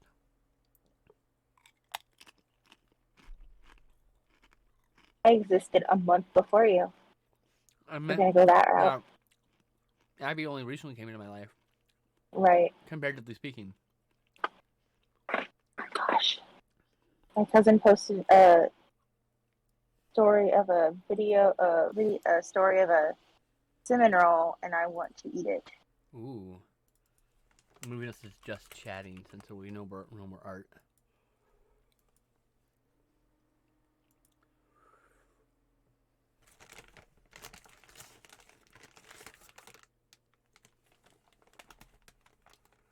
My one headphone died.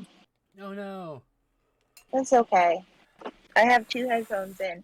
It's just I started out with the left headphone, and around 2 hours in, I put both headphones in because the left headphone only lasts for the headphones only last for 3 hours. So take it out now.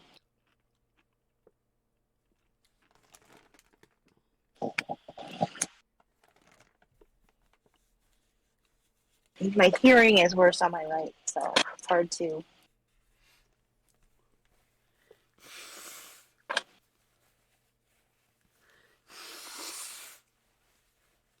Easy, baby.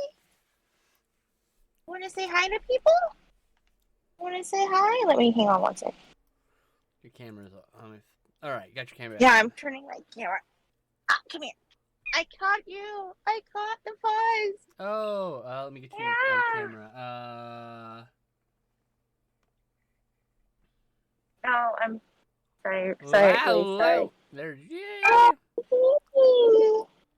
It's a Baby ZZ girl. baby. Look at her. Hi, ZZ. She's very grumpy about being snuggled. She hates getting snuggled. She's giving us that evil eye. Okay, bye. Meow. I love you. She's right here. She just doesn't want to be snubbed. She's the opposite of Ocha. Where Ocha's like, oh, it's the camera and people on the camera and they're gonna talk to me and pay attention to me. Yomara's like, it's the voice. Sherlock is doesn't snuggle like on me.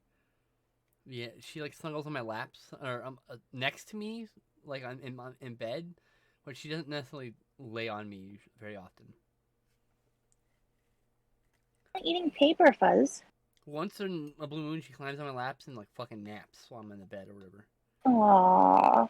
I've woken up with her on my lap and she immediately gets up. Like, no, I just wanted to admire your cuteness, damn it.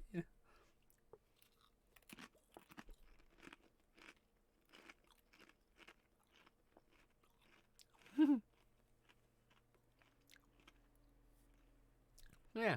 Hi, Fuzzy. Yes, blinky, blinky face. It's been a weird few months. Girl, it's been like a weird 3 years. What is it with you and... Hang on, It's she been just the took my longest eraser. 1 year ever. Yeah. I need to go, Okay, you're off I screen. need to Go go for it. rescue my Go. eraser Go. from the cat. Go! You don't get to eat that, young lady. I need that. She just grabbed it and just ran off with it with her in her teeth. She mad. She went out. She's like, let No, me you don't. free! No, you may not. You will go outside and it's rainy and wet, and I don't want to wander around chasing you for an hour as we go around the house 20 times. She desires the walkies where I follow her around the house and we just go in a circle.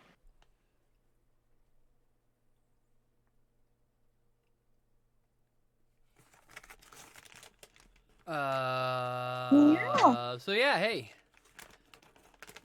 Waiting for the machines to rise. Yep, Judgment Day is upon us. Don't like the sense of dread I got from scientists on the news today saying that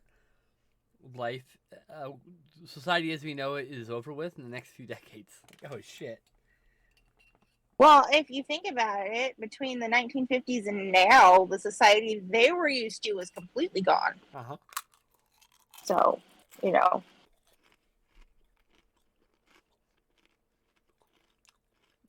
She's now back to sitting on my knee. She doesn't want to be on camera. Right-wing show. My parents watch Fox News all the time. So I imagine when he's talking about good things that are afoot for them, it's not good for me.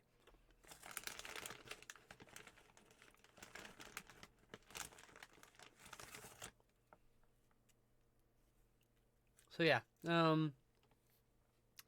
I don't think we have anything else to add. Did you have anything you want to say before we go? No. Okay. And we're planning for next week, right? Yes. All right. We'll see you next week, everyone. I will likely see you tomorrow evening, I think. Should be seeing you tomorrow evening. Mara says, "Remember." Bye, Miyawara. I love you. Bye, everyone. Exactly. See you in a few minutes, Abby.